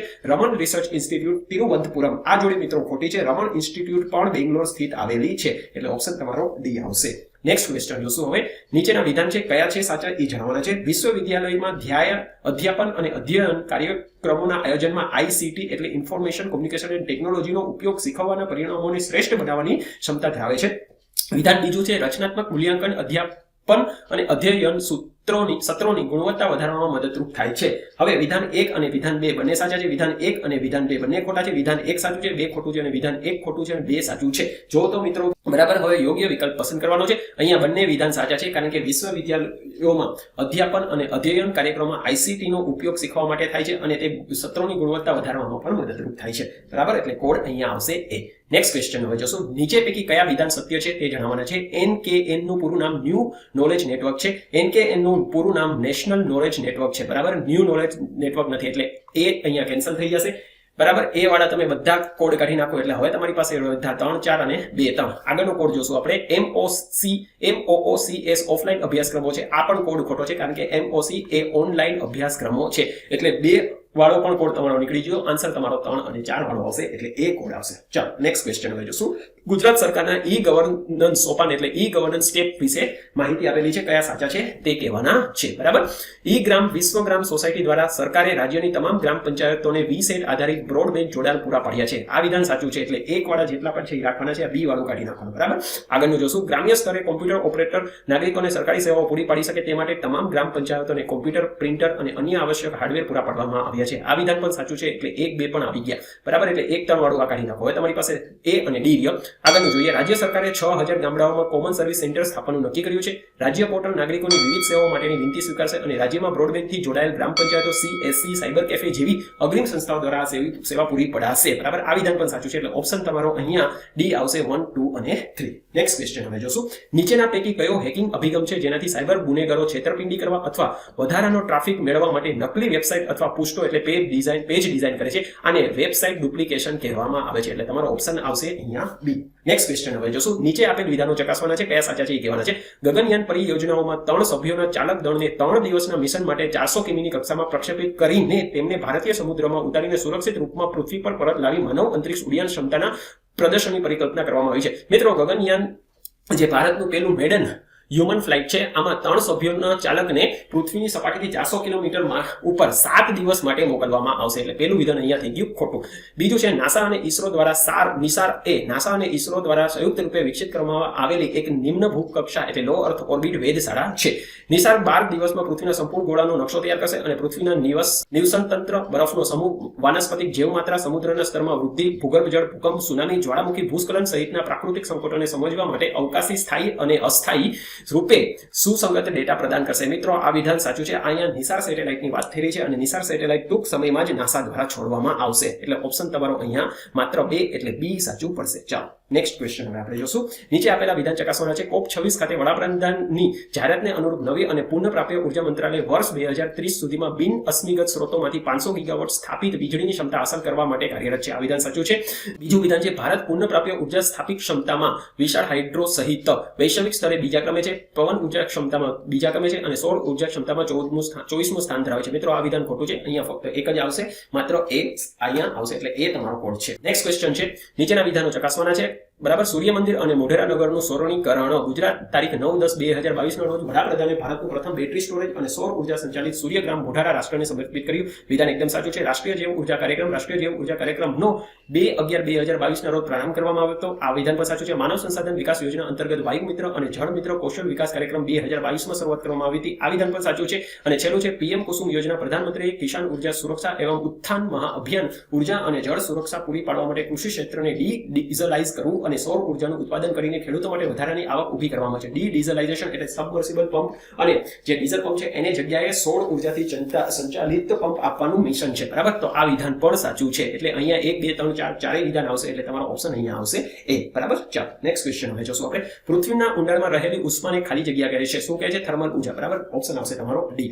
પર્યાવરણ સંધિ અને પર્યાવરણ સંમેલનની જોડીઓ નીચે આપેલ છે. કઈ જોડી સાચી નથી તે જણાવવાનું છે. બરાબર, રામસર સંમેલન મિત્રો તમને ખબર છે વેટલેન્ડ માટેનું હતું. તે ઈરાનના રામસર શહેરમાં 1971માં ભરાણું હતું અને 1975 થી આ સંધિની શરૂઆત થઈ હતી. બરાબર, તો રામસર સંમેલન સાચું છે. અહીંયા જોડી જૈવ વિવિધ પરનું સંમેલન, જૈવ બાયોડાયવર્સિટી પરનું છે. બરાબર, એને સંરક્ષણ માટેનું છે. 1992માં અપનાવવામાં આવ્યું હતું અને 1993 થી આ અમલમાં છે. આ પણ જોડી એકદમ સાચી છે. વિયેના સંમેલન ઓઝોન સ્તરના રક્ષણ માટેનું સંમેલન હતું. 1985માં તે અપનાવવામાં આવ્યું હતું. 1988 થી તે લાગુ થયું છે. આ વિધાન પણ સાચું છે. આ જોડી પણ સાચું છે. અને રોટરડેમ સંમેલન તે જૈવિક વિવિધતા સંમેલન કન્વેન્શન ઓન બાયોલોજિકલ ડાયવર્સિટી માટેનું છે. મિત્રો આ સંમેલન જે છે ને મિત્રો રોટરડેમ સંમેલન એ વિશ્વમાં હેઝાર્ડિયસ કેમિકલના ઉપયોગ માટેનું છે. એટલે અહીંયા આ જોડી ખોટી પડશે. એટલે ડી તમારો ઓપ્શન આવશે. બરાબર, ચાલો નેક્સ્ટ ક્વેશ્ચન છે વન જીવન સંરક્ષણ માટેનું ભારત દેશનું કાયદાકીય માળખું. વન જીવન માટે બંધારણીય જોગવાઈઓ. કઈ જોગવાઈ બંધારણમાં કરેલી છે એ આપેલી છે. જોડી સાચી છે કે ખોટી એ ચૂઝ કરવાનું છે. બરાબર, સત્ય ચકાસવાનું આપણે છે. 42માં બંધારણીય સુધારા અધિનિયમ 1976 દ્વારા વન અને જંગલી પ્રાણીઓ અને તથા પક્ષી સંરક્ષણને રાજ્ય યાદીમાંથી સમાવઈ યાદીમાં એટલે કોન્કરન્ટ લિસ્ટમાં સામેલ કરવામાં આવ્યું છે. આ વિધાન સાચું છે. બંધારણની કલમ 51A-B સૂચિત કરે છે કે જે દેશના વન અને વન્ય જીવો સહિત કુદરતી પર્યાવરણનું જતન કરવું અને તેની સુધારણા કરવી તે દેશના પ્રત્યેક નાગરિકની મૂળભૂત ફરજ છે. મિત્રો બંધારણની 51A અંતર્ગત જી જે છે એ કલમ અંતર્ગત આવે છે. બી કલમ અંતર્ગત નથી આવતો. એટલે આ વિધાન તમારું ખોટું થઈ ગયું. એટલે અહીંયા 2 વાળા તમે જેટલા પણ કાઢી નાખશો પાછળ ગયા 1 અને 3. બરાબર છે. ચાલો આગળનું ત્રીજું જોઈએ. રાજ્ય નીતિના માર્ગદર્શક સિદ્ધાંતોની કલમ 48B આદેશ આપે છે કે રાજ્યના પર્યાવરણનું જતન અને તેમાં સુધારણા કરવાનું તથા દેશના જંગલો અને વનજીવોનું સંરક્ષણ કરવાનો પ્રયત્ન કરવો. મિત્રો અહીંયા કલમ 48A આવશે. એટલે આ પણ ખોટું થઈ જશે. એટલે તમારો ઓપ્શન માત્ર 1 એટલે એ તમારો કોડ આવશે. બરાબર, ચાલો નેક્સ્ટ ક્વેશ્ચન હવે જોઈએ. કયા મંત્રાલયે national mission for green India હાથ ધરેલે છે? પર્યાવરણ મંત્રાલય દ્વારા શરૂ કરવામાં આવ્યું છે. એટલે ઓપ્શન અહીંયા આવશે તમારો બી. 2023ની યુએન જળવાયુ પરિષદ દુબઈ સંયુક્ત આરબ અમીરાત ખાતે યોજાઈ હતી. તે ખાલી જગ્યા તરીકે પણ ઓળખાય છે. COP28 તરીકે પણ ઓળખાય છે. એટલે તમારો ઓપ્શન અહીંયા થશે બી. બરાબર છે, હાલમાં જ યોજાણી હતી. નેક્સ્ટ ક્વેશ્ચન હવે જોશું. જીવાણુ વાયરલ ડીએનએ ને ખાલી જગ્યા સાથે વિભાજિત કરી પોતાને વિષાણુથી સુરક્ષિત રાખે છે. બરાબર, એને એન્ડોન્યુક્લિયસ કહેવામાં આવે છે. ઓપ્શન તમારો આવશે અહીંયા બી. ઉત્પાદન કરવામાં આવેલ પ્રથમ ટ્રાન્સજેનિક છોડ ભારતમાં કયો છે? બરાબર, ભારતમાં એક જ અત્યારે છોડ છે ટ્રાન્સજેનિક અને તે છે કપાસ. બરાબર, બીટી કોટન. ઓપ્શન તમારો થશે ડી. રીંગણનું આપણે બીટીનું કોમર્શિયલાઇઝેશન કર્યું નથી. બરાબર, અત્યારે બીટી કોટન જ એક જ છે. બીટી રીંગણ આપણે દેશમાં ઉગાડવામાં આવતો નથી. ચાલો નેક્સ્ટ ક્વેશ્ચન જોશું. જનનના છેદન અને પ્રવેશની ક્રિયાને શું કહેવામાં આવે છે? આને જેનેટિક એન્જિનિયરિંગ કહેવામાં આવે છે. ઓપ્શન તમારો અહીંયા છે બી. ચાલો નેક્સ્ટ છે ડાંગરમાં SSNM ની વિભાવના ખાલી જગ્યા ખાતેના સંશોધકકારોના સહાયથી વિકસાવવામાં આવી હતી. એશિયાના સંશોધકકારોના સહાયથી વિકસાવવામાં આવી હતી. ઓપ્શન તમારો અહીંયા થશે સી. નેક્સ્ટ ક્વેશ્ચન છે નેનો શબ્દ શેમાંથી આવ્યો છે? નેનો શબ્દ મિત્રો ગ્રીક શબ્દમાંથી આવેલો છે. ઓપ્શનમાં છે એ ગ્રીક શબ્દ. બરાબર, ચાલો નેક્સ્ટ છે આધાર સ્તરમાંથી એક અથવા વધુ વિશેષતાઓ દ્વારા સ્થાનને ઓળખવાની પ્રક્રિયા શું કહેવામાં આવે છે? મિત્રો અહીંયા GI અને GIS કહેવામાં આવે છે. ઓપ્શન તમારો છે સી. નેક્સ્ટ ક્વેશ્ચન છે એન્જિન, હથિયાર અથવા અન્ય ભારે વહન કરવા માટે વપરાતા એરક્રાફ્ટની પાંખ પરના થાંભલા જેવી રચનાને શું કહેવામાં આવે છે? એને પાઇલોન કહેવામાં આવે છે. બરાબર, ઓપ્શન છે તમારો એ પાઇલોન અહીંયા. નેક્સ્ટ ક્વેશ્ચન છે ઊંચી જાતિમાં સજીવમાં જીનને સ્થાનાંતરિત કરવા ઉપયોગમાં લેવામાં આવતા સજીવને શું કહેવામાં આવે છે? આનું નામ આ સજીવને એગ્રોબેક્ટેરિયમ ટુમેફેસિયસ કહેવામાં આવે છે. ઓપ્શન તમારો છે એ. બરાબર, ચાલો નેક્સ્ટ ક્વેશ્ચન છે સંકરણનું રોગનું બીજું નામ શું છે? સંકરણને કમ્યુનિકેબલ ડિઝીઝ તરીકે પણ ઓળખવામાં આવે છે. એટલે ચેપી રોગો. ઓપ્શન તમારે થશે બી.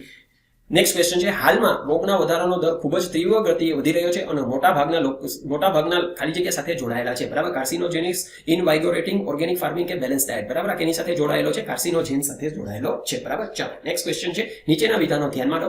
તામિલનાડુ સરકારે તાજેતરમાં નીલગિરી તહાર સંરક્ષણ પ્રોજેક્ટ શરૂ કર્યો છે, જે નીલગિરી તહારના સંરક્ષણ માટેની પહેલ છે. આ વિધાન સાચું છે કે ખોટું? આ વિધાન એકદમ સાચું છે. તમિલ સંગમ સાહિત્યમાં નીલગિરી તહારના બહુવિધ સંદર્ભો છે. આ વિધાન પણ સાચું છે. નીલગિરી તહાર એક લુપ્ત પ્રજાપતિ છે જે પશ્ચિમ ઘાટ માટે સ્થાનિક છે. આ વિધાન પણ મિત્રો સાચું છે. એટલે ઓપ્શન તમારો અહીંયા થશે ડી.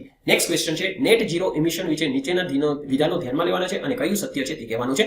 નેટ ઝીરો ઇમિશનનો અર્થ એ છે કે દેશ ગ્રીન હાઉસ વાયુના ઉત્સર્જનને શૂન્યને નજીક એટલે નહિવત સુધી લાવી દેશે. બરાબર, આ વિધાન સાચું છે પણ પાર્શિયલી સાચું છે, કારણ કે નેટ ઝીરો ઇમિશનમાં શૂન્ય સુધી લાવવું અને જે પણ ઉત્સર્જન થતું હોય તેને ફરીથી ડીકાર્બોનાઇઝ કરી દેવાનું છે. એટલે આ વિધાન તમે આમ પાર્શિયલી સાચું માની શકો, પણ હું અહીંયા એને ખોટું જ ગણું છું. એટલે એક તમે કાઢી દો, એટલે પાછળ ગયા તમારે 2 અને 3.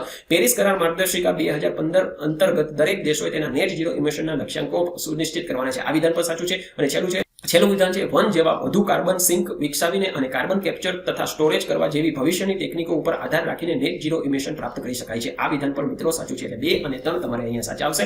એટલે એ જે છે તમારો કોડ આવશે. બરાબર, ચાલો નેક્સ્ટ ક્વેશ્ચન હવે જોશું. બ્રુટ ફોર્સ ઇક્વિઝિશન પદ શેને સંબંધિત છે? મિત્રો, બ્રુટ ફોર્સ ઇક્વિઝિશન કોને કહેવાય? કે કોઈ પણ લો એન્ફોર્સમેન્ટ એજન્સીઓ દ્વારા તમારા કોમ્પ્યુટર અથવા મોબાઈલને ફોર્સફુલી પાસવર્ડને બ્રેક કરવાની ટેકનિકને બ્રુટ ફોર્સ ઇક્વિઝિશન કહેવામાં આવે છે. બરાબર, તો હવે ઓપ્શન શું છે? ખાનગી જમીનનું સંપાદન, મોબાઈલ ડેટાનું એન્ક્રિપ્શન કે મોબાઈલ ડેટા ફોરેન્સિક, અથવા ઉપરમાંથી એક નહીં. અહીંયા ઓપ્શન આવશે તમારો ડી, ઉપરમાંથી એક કોઈ નહીં. બરાબર, નેક્સ્ટ ક્વેશ્ચન હવે છે ધ્રુવીય ઉપગ્રહ પ્રક્ષેપયાન એટલે પોલાર સેટેલાઇટ લોન્ચ વ્હીકલ અને જીઓસિન્ક્રોનાઇઝ સેટેલાઇટ લોન્ચ વ્હીકલ વિશે નીચેના વિધાનો ધ્યાનમાં લેવાના છે અને કયું સત્ય છે તે આપણે કહેવાનું છે. જીએસએલવી નીચલી પૃથ્વી ભ્રમણ કક્ષાના ઉપગ્રહોને ધ્રુવીય એટલે પોલાર અને સૂર્ય એટલે સૌર સિન્ક્રોનાઇઝ કક્ષામાં મૂકવા માટે વિકસાવેલ છે. મિત્રો, આ વિધાન ખોટું છે. પીએસએલવી એ ભૂ સંક્રમિત ઉપગ્રહોના ભારે એનસેટ વર્ગના ઉપગ્રહોને ભ્રમણ કક્ષામાં પ્રક્ષેપણ કરવા માટે વિકસાવવામાં આવ્યું છે. એટલે જીઓસિન્ક્રોનાઇઝ પીએસએલવી એ જીઓસિન્ક્રોનાઇઝ કક્ષા મૂકવા માટે વિકસાવવામાં આવ્યું છે. આ વિધાન પણ ખોટું છે. અહીંયા ઉલટું સુલટું થઈ ગયું છે. જીએસએલવી જે છે એ જીઓસિન્ક્રોનાઇઝ માટે છે, પીએસએલવી પોલાર અને સન સિન્ક્રોનાઇઝ માટે છે. એટલે અહીંયા તમારે બંને વિધાન ખોટા છે. ઓપ્શન તમારો થશે ડી, 1 અને 2 માંથી કોઈ પણ નહીં. બરાબર, ચાલો નેક્સ્ટ ક્વેશ્ચન છે વિવિધ કોમ્પ્યુટિંગ એન્વાયરમેન્ટ અને તેની એપ્લિકેશનના સંદર્ભમાં યોગ્ય જોડી પસંદ કરવાની છે. ક્લાઉડ કોમ્પ્યુટિંગ એઆઈ આધારિત એપ્લિકેશન માટે ડેટા સેટ કરવો, જોડી એકદમ સાચી છે. એજ કોમ્પ્યુટિંગ નગરપાલિકાનું ઘન કચરા વ્યવસ્થાપન કરવાનું, આ પણ જોડી સાચી છે. અને ફોગ કોમ્પ્યુટિંગ એટલે સ્વાયત્ત એટલે ઓટોનોમસ વ્હીકલ, આ જોડી પણ સાચી છે. એટલે અહીંયા તમારે ત્રણેય જોડી સાચી છે. ઓપ્શન તમારો થશે ડી. નેક્સ્ટ ક્વેશ્ચન હવે જોશું. નાઇટ્રસ ઓક્સાઇડ વિશે નીચેના વિધાનો ધ્યાનમાં લેવાના છે. તે અલ્પકાલીન એટલે ગ્રીન હાઉસ વાયુ હોવાને કારણે તે વૈશ્વિક તાપ વૃદ્ધિમાં નોંધપાત્ર યોગદાન કરે છે. બરાબર, સત્ય છે કે નહીં? આ વિધાન બિલકુલ સત્ય છે. જ્યારે તે ઉર્ધ્વ મંડળ એટલે સ્ટ્રેટોસ્ફિયરમાં પહોંચે છે ત્યારે તે ઓઝોન સાથે પ્રક્રિયા કરી તેનો અવક્ષય કરે છે, એટલે તેને ડિસઇન્ટિગ્રેટ કરે છે, જેની અસર CFC તુલ્ય છે. CFC મિત્રો તમને ખબર છે તે ઓઝોન લેયરને હાર્મ કરતું કેમિકલ છે અને જનરલી રેફ્રિજરેટરમાં વપરાતું હોય છે કુલિંગ માટે. બરાબર, તો આ વિધાન પણ સાચું છે. એટલે ઓપ્શન તમારો અહીંયા થશે સી, 1 અને 2 બંને. નેક્સ્ટ ક્વેશ્ચન હવે જોશું. પરમપ્રવેગ શું છે? પરમપ્રવેગ એ મિત્રો ભારતનું પહેલું ક્વોન્ટમ કોમ્પ્યુટર છે. ઓપ્શન તમારો થશે ડી, ભારતનું પ્રથમ ક્વોન્ટમ કોમ્પ્યુટર. નેક્સ્ટ ક્વેશ્ચન નીચેના પૈકી કયું સોફ્ટવેર વપરાશકારને અન્ય કોમ્પ્યુટરની કામગીરી વિશેની ખાનગી માહિતી આપે છે? બરાબર છે, માલવેર, એડવેર, સ્પાયવેર કે ટ્રેકવેર. ઓપ્શન તમારો થશે સી, સ્પાયવેર. ચાલો નેક્સ્ટ ક્વેશ્ચન છે નેનો ટેકનોલોજી વિશે નીચેના વિધાનો ધ્યાનમાં લ્યો. નેનો ટેકનોલોજી તેના નેનો સ્કેલ પરના આશરે 1 થી 1000 નેનોમીટર વચ્ચેના પરિમાણવાળા દ્રવ્યની સમજ અને તેના નિયંત્રણને લગતી બાબત છે. બરાબર, આ વિધાન મિત્રો ખોટું છે. બરાબર, બીજું છે સ્ટેન્ડ ગ્લાસ વિન્ડો એટલે રંગીન કાચની બારીઓ એ પૂર્વ આધુનિક યુગમાં નેનો ટેકનોલોજીનો કેવી રીતે ઉપયોગ થતો હતો તેનું ઉદાહરણ છે. આ વિધાન સાચું છે. એક જ દ્રવ્યનું નેનો બંધારણ ધરાવતું સ્વરૂપ તે જ દ્રવ્યના અન્ય પ્રકારના અથવા અન્ય કદના સ્વરૂપની તુલનામાં અલગ ચુંબકીય ગુણધર્મો ધરાવતું હોઈ શકે. આ વિધાન પણ મિત્રો સાચું છે. એટલે ઓપ્શનમાં તમારે સી અને ડી, ઓપ્શનમાં તમારે 2 અને 3 એટલે સી ઓપ્શન આવશે. બરાબર, ચાલો નેક્સ્ટ ક્વેશ્ચન હવે આપણે જોશું. નીચેના પૈકી કયા અર્થ ઓબ્ઝર્વેશન સેટેલાઇટના ઉપયોગો છે? Urban planning, mineral prospecting, ocean resources management અને ડિઝાસ્ટર મેનેજમેન્ટ. બરાબર, અહીંયા દર્શાવેલ જેટલા પણ ઉપયોગ બતાવેલા છે બધા જ અર્થ ઓબ્ઝર્વેશન સેટેલાઇટના ઉપયોગો છે. એટલે ઓપ્શન ડી તમારો આવશે. ચાલો ક્વેશ્ચન છે ભારતીય અંતરિક્ષ કાર્યક્રમ વિશે નીચેના વિધાનો ધ્યાનમાં લે કયું સત્ય છે તે કહેવાનું છે. આર્યભટ્ટ એ પ્રથમ ભારતીય ઉપગ્રહ હતો. તેને ક્ષ-કિરણ, ખગોળશાસ્ત્ર અને સૌર ન્યુટ્રોનની શોધ તપાસ કરવા માટે વૈજ્ઞાનિક પ્રયોગો કર્યા હતા. આ વિધાન આમ જો તો આર્યભટ્ટ એ પ્રથમ ભારતીય ઉપગ્રહ તો વાત સાચી છે, પણ તે ક્ષ-કિરણ, ખગોળશાસ્ત્ર અને સૌર ન્યુટ્રોનની શોધ માટે નહોતું છોડવામાં આવ્યું. એટલે પેલું વિધાન મિત્રો અહીંયા તમારું ખોટું પડશે. ઓપ્શનમાં તમારે એ વાળા એક વાળા બધા જ તમે કાઢી લ્યો, બાકીના બધા 2 અને 3 સી. બરાબર છે, આ ઓપ્શન સાચો છે. ચાલો નેક્સ્ટ ક્વેશ્ચન હવે જોશું. નીચેના વિધાનો ધ્યાનમાં લેવાના છે અને કયું સત્ય છે તે કહેવાનું છે. પર્યાવરણ વન જળવાયુ પરિવર્તન મંત્રાલયે વપરાયેલી સૌર પેનલથી થતા કચરાના વ્યવસ્થાન માટેની નિધિ ઘડી છે. બરાબર, વિધાન સાચું છે. સામાન્ય રીતે સૌર પેનલ અંદાજિત 100 વર્ષ સુધીનો વપરાશ ઉપયોગકાર ધરાવે છે. મિત્રો, આ વિધાન ખોટું છે. બરાબર છે, એટલે માત્ર એક એ તમારો ઓપ્શન આવશે. નેક્સ્ટ ક્વેશ્ચન છે ક્લાઉડ સીડિંગમાં સૌથી વધુ ઉપયોગમાં લેવાતા રસાયણો. બરાબર છે, ક્લાઉડ સીડિંગ એટલે કૃત્રિમ વરસાદ. તો ક્લાઉડ સીડિંગ માટે કયા રસાયણો યુઝ કરવામાં આવે છે? સિલ્વર આયોડાઇડ, પોટેશિયમ આયોડાઇડ, સૂકો બરફ કે સોડિયમ ક્લોરાઇડ? મિત્રો સિલ્વર આયોડાઇડ, પોટેશિયમ આયોડાઇડ અને સૂકો બરફનો ઉપયોગ થાય છે, એટલે 1, 2 અને 3 એ તમારો કોડ આવશે. બરાબર. ચાલો નેક્સ્ટ ક્વેશ્ચન હવે જોશું આપણે. વિશ્વમાં ઈ વેસ્ટમાંથી નીચેના પૈકી કોનો મુખ્ય ફાળો છે? Refrigerator, freezer, washing machine, dish dryer. બરાબર. નાના ઘરેલું ઉપકરણ જેમ કે ટોસ્ટર, કોફી બનાવવાનું મશીન, ઇસ્ત્રી, હેર ડ્રાયર. અને ત્રીજું છે વ્યક્તિગત computer, telephone, mobile phone, laptop, printer, scanner, photocopier. ચોથું છે ગેસ સિલિન્ડર, ચીમની અને ઘરેલું ઉપકરણ. બરાબર. તો આમાંથી કેનો ઈ વેસ્ટમાં સૌથી વધુ ફાળો છે? ચોથું મિત્રો તમારે કાઢી નાખવાનું છે. ચોથા વાળો જેટલા પણ ઓપ્શન છે તમે એ બધા કાઢી નાખો. પાછળ તમારે માત્ર 1, 2, 3 અને 1, 2. અહીંયા 1, 2 અને 3 ત્રણેય જે છે એ ઈ વેસ્ટના એક્ઝામ્પલ છે, એટલે એ તમારો ઓપ્શન આવશે. નીચેના વિધાનો ધ્યાનમાં લેવાના છે અને કયું સત્ય છે તે કહેવાનું છે. બરાબર છે. ચાલો. જૈવિક વિવિધતા પરના સંમેલન પર હસ્તાક્ષરો દર વર્ષે જૈવ વિવિધતાના નુકસાનને રોકવા અને કુદરતી ઇકોસિસ્ટમને પુનઃસ્થાપિત કરવા માટે વૈશ્વિક યોજના પણ કામ કરવા માટે મળે છે. બરાબર. આ વિધાન મિત્રો અહીંયા ખોટું પડશે. A, B અને D નીકળી જશે. તમારો ફક્ત C ઓપ્શન આવશે. બરાબર. ચાલો નેક્સ્ટ ક્વેશ્ચન હવે આપણે જોશું. નીચે આપેલા વિધાનો ધ્યાનમાં લેવાના છે. ફોર્ટિફિકેશન એ ખોરાકમાં આવશ્યક સૂક્ષ્મ પોષક તત્વો એટલે કે વિટામિન અને ખનિજનું પ્રમાણ હેતુપૂર્વક વધારવાની પ્રક્રિયા છે, જ્યારે બાયોફોર્ટિફિકેશનનો ઉદ્દેશ્ય પાકની પ્રક્રિયા દરમિયાન ખાદ્ય પાકોમાં પોષક તત્વો હદ અંશે પોષક તત્વોનું સ્તર વધારવાનો છે. બરાબર. ફોર્ટિફિકેશન બહારથી એડ કરવામાં આવે, જ્યારે બાયોફોર્ટિફિકેશન જ્યારે પાકમાં જ એ પોષક તત્વોને એડ કરવામાં આવે છે. બરાબર. ડાંગ, કઠોળ, સકરિયા, સીમબર્ગ એટલે લેગ્યુમનું બાયોફોર્ટિફિકેશન શક્ય છે. બરાબર. આ ત્રણેય વિધાનો આપેલા છે. ત્રણેય વિધાનો સાચા છે. તમારો ઓપ્શન આવશે ડી. નેક્સ્ટ ક્વેશ્ચન છે. S-400 હવાઈ સંરક્ષણ પ્રણાલી વિશે નીચેના આપેલા વિધાનો ધ્યાનમાં લ્યો. તે લાંબા અંતરની સપાટીથી હવામાં પ્રહાર કરતી મિસાઇલ પ્રણાલી છે. વિધાન સાચું છે. S-400 ઘૂસણખોરી કરતા વિમાન, માનવ રહિત હવાઈ યાનો, ક્રૂઝ મિસાઇલ, બેલેસ્ટિક મિસાઇલ પર હુમલો કરી તેને તોડી પાડે છે. આ વિધાન પણ સાચું છે. ભારત રશિયા પાસેથી S-400 મિસાઇલ મેળવનાર પ્રથમ દેશ બન્યો છે. મિત્રો આ વિધાન ખોટું છે. આ પહેલા ચીન અને ટર્કીએ જે છે S-400 મિસાઇલ સિસ્ટમ રશિયા પાસેથી લીધી હતી. એટલે 3 તમે કાઢી નાખો. છેલ્લે તમારો ઓપ્શનમાં વધશે 1 અને 2. એ તમારો સાચો આન્સર છે. નેક્સ્ટ ક્વેશ્ચન હવે જોશું. સમુદ્રની તાપ વૃદ્ધિને લીધે ઉષ્ણકટિબંધીય ચક્રવર્તી પવનો અને વરસાદની ઘટનાઓ વારંવાર બને છે. વિધાન એકદમ સાચું છે. જ્યારે વાતાવરણમાંથી ઉત્સર્જિત થતો કાર્બન સમુદ્ર શોષી લે તો તેને કારણે સમુદ્રની ઉત્પાદકતા વધે છે. મિત્રો આ વિધાન ખોટું છે. બરાબર. તો ઓપ્શન તમારો થશે માત્ર 1. એ તમારો ઓપ્શન આવશે. નેક્સ્ટ ક્વેશ્ચન છે. ફાઇટોરિટ ટેકનોલોજી કયા વિષય સાથે સંબંધિત છે? ફાઇટોરિટ ટેકનોલોજી મિત્રો waste treatment water treatment plant સાથે સંકળાયેલી છે, જેમાં ઓપ્શન તમારો અહીંયા છે C, waste water treatment plant. Next question હવે જશું. સાયબર સુરક્ષા વિશે નીચેના વિધાનો ધ્યાનમાં લો અને કયું સત્ય છે તે કહેવાનું છે. ટ્રોજન હોર્સનો ઉપયોગ બેકડોર બનાવવા માટે થાય છે, જેથી હેકરને સુરક્ષિત નેટવર્કનો પ્રવેશ માર્ગ મળી શકે. વિધાન સાચું છે. વાયરસથી વિપરીત કોમ્પ્યુટર હોર્મ્સ એક દૂષિત પ્રોગ્રામ છે, જે કાયદેસર ફાઇલ ઘૂસણખોરી કરવાને બદલે પોતાની સિસ્ટમથી સિસ્ટમમાં નકલ કરે છે. આ વિધાન પણ મિત્રો સાચું છે. બંને ઓપ્શન અહીંયા સાચા છે, એટલે ઓપ્શન તમારો અહીંયા આવશે સી. નેક્સ્ટ ક્વેશ્ચન હવે આપણે જોશું. શહેરી ગરમ ટાપુઓ વિશે નીચેના વિધાનો ધ્યાનમાં લ્યો. જ્યારે શહેરની અંદરના અમુક વિસ્તારો તે જે દિવસે આસપાસના વિસ્તાર કરતા વધુ ગરમી અનુભવે છે, ત્યારે શહેરી ગરમી ટાપુઓનો અનુભવ થાય છે. વિધાન સત્ય છે કે ખોટું તે કહેવાનું છે. આ વિધાન એકદમ સાચું છે. નેક્સ્ટ વિધાન છે. તે સ્થાનિક અને અલ્પકાલીન ઘટના છે. આ વિધાન પણ સાચું છે. 2 માળની ઇમારતને બદલે બહુમાળી ઇમારતોનું બાંધકામ શહેરી ગરમીના ટાપુને ઘટાડવામાં મદદ કરે છે. આ વિધાન મિત્રો ખોટું છે, એટલે ઓપ્શન 1 અને 2 બી તમારો અહીંયા ઓપ્શન આવશે. ચાલો નેક્સ્ટ ક્વેશ્ચન હવે જોશું. વિધાન સત્ય છે કે નહીં તે કહેવાનું છે. INS વિરાટ ભારતનું સૌપ્રથમ સ્વદેશી વિમાન વાહક જહાજ છે. બરાબર. આ વિધાન એકદમ સાચું છે. અગ્નિ P એક કેનિસ્ટરાઇઝ મિસાઇલ છે, જે 2000 કિમી સુધીની પહોંચ મર્યાદા ધરાવે છે. આ વિધાન પણ સાચું છે. મિસાઇલનું કેનિસ્ટરાઇઝેશન એ મિસાઇલના સંરક્ષણ અને મિસાઇલના સંચય અને સંચાલનની સરળતામાં સુધારો કરે છે અને તેના પ્રક્ષેપણ કરવા માટે જરૂરી સમયને ઘટાડે છે. આ વિધાન પણ સાચું છે. બરાબર. તો ઓપ્શન તમારો અહીંયા થશે ડી 1, 2 અને 3. નેક્સ્ટ ક્વેશ્ચન હવે જોશું. ઇન્ડિયા ઇનોવેશન ઇન્ડેક્સ 2022 વિશે નીચેના વિધાનો ધ્યાનમાં લ્યો. ઇન્ડિયા ઇનોવેશન ઇન્ડેક્સ એ આંકડાશાસ્ત્ર અને કાર્યક્રમ અમલીકરણ મંત્રાલય દ્વારા જાહેર કરવામાં આવે છે, એટલે ministry of static and programme implementation. મિત્રો આ વિધાન ખોટું છે, કારણ કે નીતિ આયોગ દ્વારા આ ઇન્ડેક્સ જાહેર કરવામાં આવે છે, એટલે એક વાળો તમે અહીંયા કાઢી નાખો. બધાય બરાબર છે. હવે ઓપ્શન રહેશે અહીંયા 2 અને 2 અને 3. જોઈએ કયા સાચા છે. તે રાષ્ટ્રીય સ્તરે નવીનતા અને નવીનતાની ક્ષમતાઓ નક્કી કરે છે. આ વિધાન સાચું છે. વૈશ્વિક નવીનતા સૂચકાંકમાં હાલ ભારત ટોચના 25 દેશોમાં સમાવેશ થાય છે. મિત્રો આ વિધાન ખોટું છે. ભારત અત્યારે 40મા નંબર ઉપર છે, એટલે માત્ર ઓપ્શન 2 એટલે બી તમારો સાચો ઓપ્શન આવશે. નેક્સ્ટ ક્વેશ્ચન હવે જોશું. નવી વિજ્ઞાન ટેકનોલોજી અને ઇનોવેશન નીતિનો મુખ્ય નીતિ ધ્યેય શું છે? સૃષ્ટિ એ ભારત માટે આગેવાની લે તે મુખ્ય નીતિ ધ્યેય છે. બીજું, આ ક્રિયાને દૂરદર્શિતામાં રૂપાંતરિત કરવાનો છે. અને ત્રીજું, એક સમર્પિત નીતિ સંશોધન વિભાગની સ્થાપના હજુ બાકી છે. અને છેલ્લે છે ઉપરોક્ત ઉપરોક્ત તમામ સાચા છે. તો ઓપ્શન મિત્રો અહીંયા તમારો થશે ડી, ઉપરોક્ત તમામ સાચા છે. ક્વેશ્ચન છે આપણા ભારત દેશ વિશે નીચેના વિધાનો ધ્યાનમાં લ્યો. ભારત આશરે 3.28 મિલિયન ચોરસ કિલોમીટરનો વિસ્તાર ધરાવે છે. વિધાન એકદમ સાચું છે.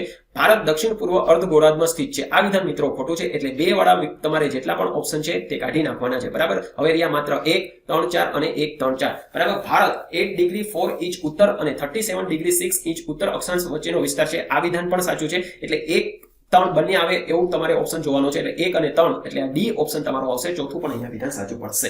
ચાલો નેક્સ્ટ ક્વેશ્ચન હવે જોશું. પશ્ચિમ ઘાટમાં આવેલી સૌથી ઊંચી પર્વતમાળાનું અન્ય નામ શું છે?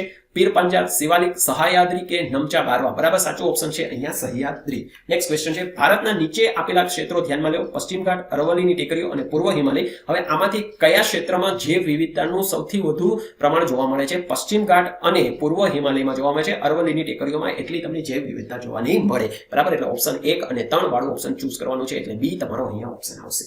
નેક્સ્ટ ક્વેશ્ચન હવે છે ભારતના કયા દ્વીપમાં સક્રિય જ્વાળામુખી આવેલો છે? બેરન આઇલેન્ડ, આંદામાન ખાતે આવેલો છે. ઓપ્શન તમારો થશે અહીંયા સી. વાઘના આરક્ષિત ક્ષેત્રો તથા રાજ્યોની જોડી નીચે આપેલ છે. કઈ જોડી સાચી નથી તે કહેવાનું છે. બરાબર. હવે વાઘના આરક્ષિત ક્ષેત્રો અને રાજ્ય. નાગાર્જુન સાગર આંધ્રપ્રદેશ ખાતે જોડી સાચી છે. કમલાંગ વાઘ આરક્ષિત ક્ષેત્ર અરુણાચલ પ્રદેશ ખાતે જોડી સાચી છે. માનસ વાઘ અભયારણ્ય આસામ ખાતે આ પણ જોડી સાચી છે. વાલ્મીકી વાઘ આરક્ષિત ક્ષેત્ર છત્તીસગઢ. મિત્રો વાલ્મીકી જે છે એ બિહાર ખાતે આવેલું છે. હાલમાં જ એની ઘોષણા કરવામાં આવી હતી. એટલે તમારો ઓપ્શન અહીંયા થશે ડી. નેક્સ્ટ ક્વેશ્ચન છે લોકોના ગ્રામ્ય વિસ્તારમાંથી શહેરી વિસ્તાર તરફના પ્રયાસ માટે કયો શબ્દ ઉપયોગ કરવામાં આવે છે? માઇગ્રેશન અથવા સ્થાનાંતર શબ્દ યુઝ કરવામાં આવે છે. એટલે ઓપ્શન તમારો થશે અહીંયા ડી. નેક્સ્ટ ક્વેશ્ચન છે ભારતની રાષ્ટ્રીય અને માથાદીઠ આવકના અહેવાલ અંગે કયું મંત્રાલય જવાબદાર છે? બરાબર. આ માટે આંકડાશાસ્ત્ર અને કાર્ય અમલીકરણ મંત્રાલય, સ્ટેટિસ્ટિક ઇમ્પ્લિમેન્ટેશન મંત્રાલય જવાબદાર છે. ઓપ્શન તમારો થશે અહીંયા સી. નેક્સ્ટ ક્વેશ્ચન છે વિધાન 1, 2, 3 અને 4 આપેલા છે. આમાંથી કયા વિધાન સાચા છે તે તમારે કહેવાના છે. બરાબર. ચાલો જોઈએ. ભીલ એ સૌથી મોટી આદિજાતિ જૂથોમાંનું એક છે જે છત્તીસગઢ, ગુજરાત, કર્ણાટક, મધ્યપ્રદેશ, મહારાષ્ટ્ર, આંધ્રપ્રદેશ અને રાજસ્થાનમાં વસે છે. આ વિધાન એકદમ સાચું છે. એટલે 1 વાળા તમારે જે પણ હોય તે રાખવાના છે. બાકી કાઢી નાખો. એટલે બી નીકળી ગયું એમાંથી. આગળનું વિધાન જોશું હવે આપણે.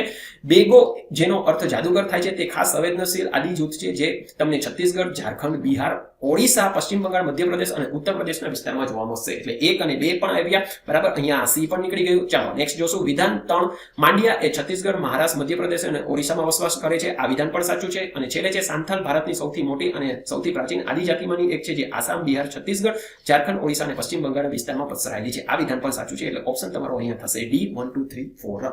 નેક્સ્ટ ક્વેશ્ચન હવે જોશું. નીચેના રાજ્યો અને તેની મુખ્ય ભાષાની જોડી આપેલ છે. કઈ જોડી સાચી નથી તે કહેવાનું છે. આંધ્રપ્રદેશ કોંકણી. મિત્રો કોંકણી જે છે એ મહારાષ્ટ્રની ભાષા છે. બરાબર. એ આંધ્રપ્રદેશની નથી. એટલે આ જોડી તમારી ખોટી છે. એટલે એ તમારો ઓપ્શન આવશે. નેક્સ્ટ ક્વેશ્ચન છે મેગા સિટી ખાલી જગ્યાથી વધુ વસ્તી ધરાવતો શહેરી વિસ્તાર છે. 10 મિલિયન એટલે 1 કરોડથી વધુ વસ્તી ધરાવતો જે શહેરી વિસ્તાર હોય તેને મેગા સિટી કહેવામાં આવે છે. ઓપ્શન તમારો થશે અહીંયા સી. ચાલો નેક્સ્ટ ક્વેશ્ચન હવે જોશું. નેક્સ્ટ ક્વેશ્ચન છે જીડીપી નો અર્થ કુલ સ્થાનિક ઉત્પાદન થાય છે તે શું દર્શાવે છે?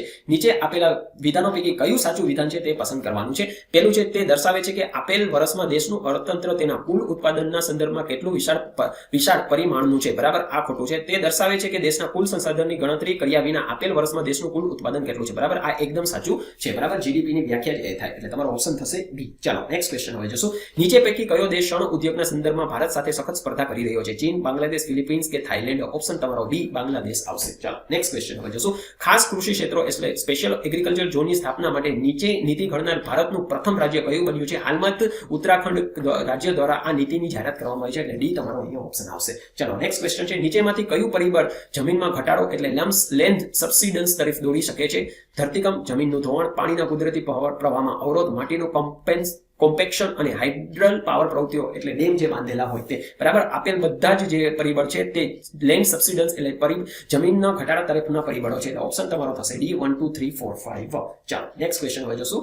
આસામ અને ખાલી જગ્યા અને ઓડિશા જેવા રાજ્યોમાં એક વર્ષમાં ડાંગરના 3 પાક લેવામાં આવે છે. હવે કયા રાજ્યમાં લેવામાં આવે છે? ઉત્તર પ્રદેશ ખોટું પડે. પશ્ચિમ બંગાળ એકદમ સાચું છે. પશ્ચિમ બંગાળ, આસામ અને ઓડિશામાં 3 વર્ષમાં 3 પાક ડાંગના એટલે ચોખાના લેવામાં આવે. જેના પૈકી કયું વિધાન સત્ય નથી તે કહેવાનું છે. 1894 થી વન નીતિ ધરાવતા કેટલાક દેશોમાં ભારત એક છે. બરાબર. આ વિધાન મિત્રો સાચું છે. વન નીતિ 1952માં સુધારો કરવામાં આવી હતી. આ વિધાન પણ સાચું છે. 1980માં વન નીતિમાં સુધારા કરવામાં આવી છે અને તે અમલમાં છે. 1988માં મિત્રો સુધારો કરવામાં આવ્યો હતો. એટલે આ સત્ય નથી. સી તમારો અહીંયા ઓપ્શન આવશે. ચાલો નેક્સ્ટ ક્વેશ્ચન હવે જોશું. દખણના ઉચ્ચ પ્રદેશના અંતવર્તીય પ્રદેશમાં વાર્ષિક 60 સેમીથી ઓછો વરસાદ વરસે છે તેનું મુખ્ય કારણ શું છે? મિત્રો તમને ખ્યાલ હોય તો દખણના ઉચ્ચ પ્રદેશ જે છે એ પશ્ચિમ ઘાટના છાયા ક્ષેત્રોમાં આવે છે, માટે ત્યાં વરસાદ ઓછો પડે છે. એટલે ઓપ્શન તમે હવે જોઈ લઈએ તો તે વર્ષા છાયા ક્ષેત્ર એટલે પ્રદેશમાં આવે છે. આ એ ઓપ્શન તમારો અહીંયા આવશે. ચાલો નેક્સ્ટ ક્વેશ્ચન હવે જોશું. નાથુલા ઘાટ વિશે નીચેના પૈકી કયું વિધાન સત્ય છે? નાથુલા ઘાટ એ સિક્કિમને તિબેટ સાથે જોડે છે, વિધાન સાચું છે. તે પ્રાચીન વ્યાપારના સ્થાનાંતરનો મુખ્ય માર્ગ છે, આ વિધાન પણ સાચું છે. તે 2006માં પુનઃ શરૂ કરવામાં આવ્યો હતો, આ વિધાન પણ સાચું છે. એટલે ઓપ્શન 1, 2, 3 એ તમારો અહીંયા સાચો ઓપ્શન આવશે. નેક્સ્ટ ક્વેશ્ચન છે, સામે ઘાટી અને તેના રાજ્યો આપેલા છે, યોગ્ય ઘાટી સામે રાજ્યને ચૂઝ કરવાનું છે. જોજીલા ઘાટ એ લડાખ સ્થિત આવેલો છે, બારાલાચા ઘાટ હિમાચલ પ્રદેશ સ્થિત આવેલો છે, જીલીપ ઘાટ જે છે એ સિક્કિમ ખાતે આવેલો છે અને નીતિ ઘાટ જે છે એ ઉત્તરાખંડ ખાતે આવેલો છે. એટલે તમારે ઓપ્શન અહીંયા થશે 4 A ની સામે, B ની સામે 3, C ની સામે 1 અને D ની સામે 2. એટલે ઓપ્શન તમારો અહીંયા થશે C. ચાલો નેક્સ્ટ ક્વેશ્ચન હવે આપણે જોશું. નીચેના પૈકી કોણ ભારતને ઉત્તર અને દક્ષિણ ભાગમાં વહેંચે છે? ટ્રોપિક ઓફ કેન્સર એટલે કર્કવૃત જે છે એ ભારતને ઉત્તર અને દક્ષિણ ભાગમાં વહેંચે છે. ઓપ્શન તમારો થશે B. જેટ પ્રવાહના નામે ઓળખાતો પવનનો પટ્ટો ક્યાં જોવા મળે છે? જેટ પ્રવાહ જે છે તમને વાતાવરણના અપરી સ્તરમાં જોવા મળશે. ઓપ્શન તમારો અહીંયા થશે C. નેક્સ્ટ ક્વેશ્ચન છે, હેરિકનથી થતા નુકસાનને માપવા કયા સ્કેલનો ઉપયોગ કરવામાં આવે છે? સેફ્રિન સેપ્સોન સ્કેલ, મેકકેલી સ્કેલ, ફુજીતા સ્કેલ કે રિચકર સ્કેલ? આ બંને સ્કેલ ભૂકંપ માટેના છે. ઓપ્શન તમારો અહીંયા થશે સફીર સેમ્સન સ્કેલ. બરાબર. ચાલો આબોહવાનું સૌથી મહત્વનું ઘટક કયું છે? વરસાદ, તાપમાન, દબાણ કે ભેજ? બરાબર. સૌથી મહત્વનું ઘટક તાપમાન આવશે. કવલ વાઘ આરક્ષિત ક્ષેત્ર ક્યાં સ્થિત આવેલું છે? કવલ વાઘ આરક્ષિત ક્ષેત્ર એ કેરળ ખાતે આવેલું છે. ઓપ્શન તમારો થશે અહીંયા A. નેક્સ્ટ ક્વેશ્ચન છે, નીચેના પૈકી કઈ નદી સિંધુ નદીની ઉપનદી નથી? બરાબર. સિંધુ નદીની નથી. બિયાસ નદી, જસ્કાર નદી, કામેંગ નદી કે શોક નદી? બરાબર. ઓપ્શન અહીંયા થશે C. કામેંગ નદી નહીં આવે. ચાલો નેક્સ્ટ ક્વેશ્ચન છે, લૂમાં વધઘટના કારણો જણાવો. બરાબર છે. વાતાવરણની પારદર્શિકતા, જમીનનું તેનું પ્રમાણની દ્રષ્ટિએ સાપેક્ષ સ્વરૂપ અને દિવસની લંબાઈ. આપેલ બધાય કોડ જે છે અહીંયા સાચા આવશે. ઓપ્શન તમારો થશે અહીંયા D. નેક્સ્ટ ક્વેશ્ચન છે, વસ્તી વિષયક ટ્રેપ ઝાડ શબ્દનો ઉપયોગ વસ્તીવિદો દ્વારા નીચેના પૈકી સેના સહયોગને વર્ણવવા માટે કરવામાં આવે છે? પહેલું, પેટા પ્રસ્થાપન સ્તર પ્રજનન દર એટલે sub replacement level fertility, high fertility rate, declining mortality અને ઇન્ક્રીઝ મોર્ટાલિટી. બરાબર. સાચો કોડ મિત્રોમાં કયો આવશે? ઉચ્ચ પ્રજનન દર અને મૃત્યુ દરમાં ઘટાડો. બરાબર. આને વસ્તી વિષયક ટ્રેપ કહેવામાં આવે છે. એટલે 2 અને 3 વાળો કોડ એટલે તમારો C કોડ અહીંયા આવશે. ચાલો નેક્સ્ટ ક્વેશ્ચન હવે જોશું. નીચે આપેલા વિધાનો ધ્યાનમાં લેવાનો છે અને તેની સત્યતા ચકાસવાની છે. ભારતની મુખ્ય ભૂમિના દરિયા કિનારાની લંબાઈ તથા લક્ષદ્વીપ ટાપુઓ તેમજ આંદામાન નિકોબાર ટાપુઓના દરિયા કિનારાની કુલ લંબાઈ ભારતની ભૂમિ સરહદની લંબાઈ કરતાં વધુ છે. બરાબર. આ વિધાન મિત્રો ખોટું છે. શ્રીલંકન પાલકની સમુદ્રધુની અને મન્નારના અખાત દ્વારા રચાયેલા સમુદ્રના સાંકડા માર્ગ દ્વારા ભારતથી જોડાય છે. બરાબર. આ વિધાન એકદમ સાચું છે. બરાબર. તો ઓપ્શન તમારો થશે માત્ર 2 એટલે B ઓપ્શન. નેક્સ્ટ ક્વેશ્ચન જોશું. એસિડિક ખડકો વિશે નીચેના વિધાનો ધ્યાનમાં લ્યો અને તે કયા સત્ય છે તે કહેવાના છે. આ ખડકો સિલિકાનું અપૂરતું પ્રમાણ ધરાવે છે. આ ઓપ્શન મિત્રો તમારો ખોટો પડશે. એટલે A અને D બંને નીકળી ગયા, માત્ર 2 અને 2, 3 વાળા રહેશે. હવે જોઈએ આગળ. આ ખડકો ઝડપથી ઠંડા પડી જાય છે અને તે વધુ દૂર સુધી ફેલાતા નથી. આ વિધાન પણ સાચું છે. અને ગ્રેનાઇટ, ક્વાર્ટઝ અને ફેલ્ડસ્પાર જે છે એસિડિક ખડકોના ઉદાહરણ છે. આ વિધાન પણ સાચું છે. એટલે ઓપ્શન અહીંયા તમારો થશે C. શિયાળુ અયનકાળ વિશે નીચેના વિધાનો ધ્યાનમાં લ્યો અને કયું સત્ય છે તે કહેવાનું છે. તે દિવસે ઉત્તર ધ્રુવ સૂર્યથી સૌથી વધુ દૂર નમેલો હોય છે. વિધાન સાચું છે.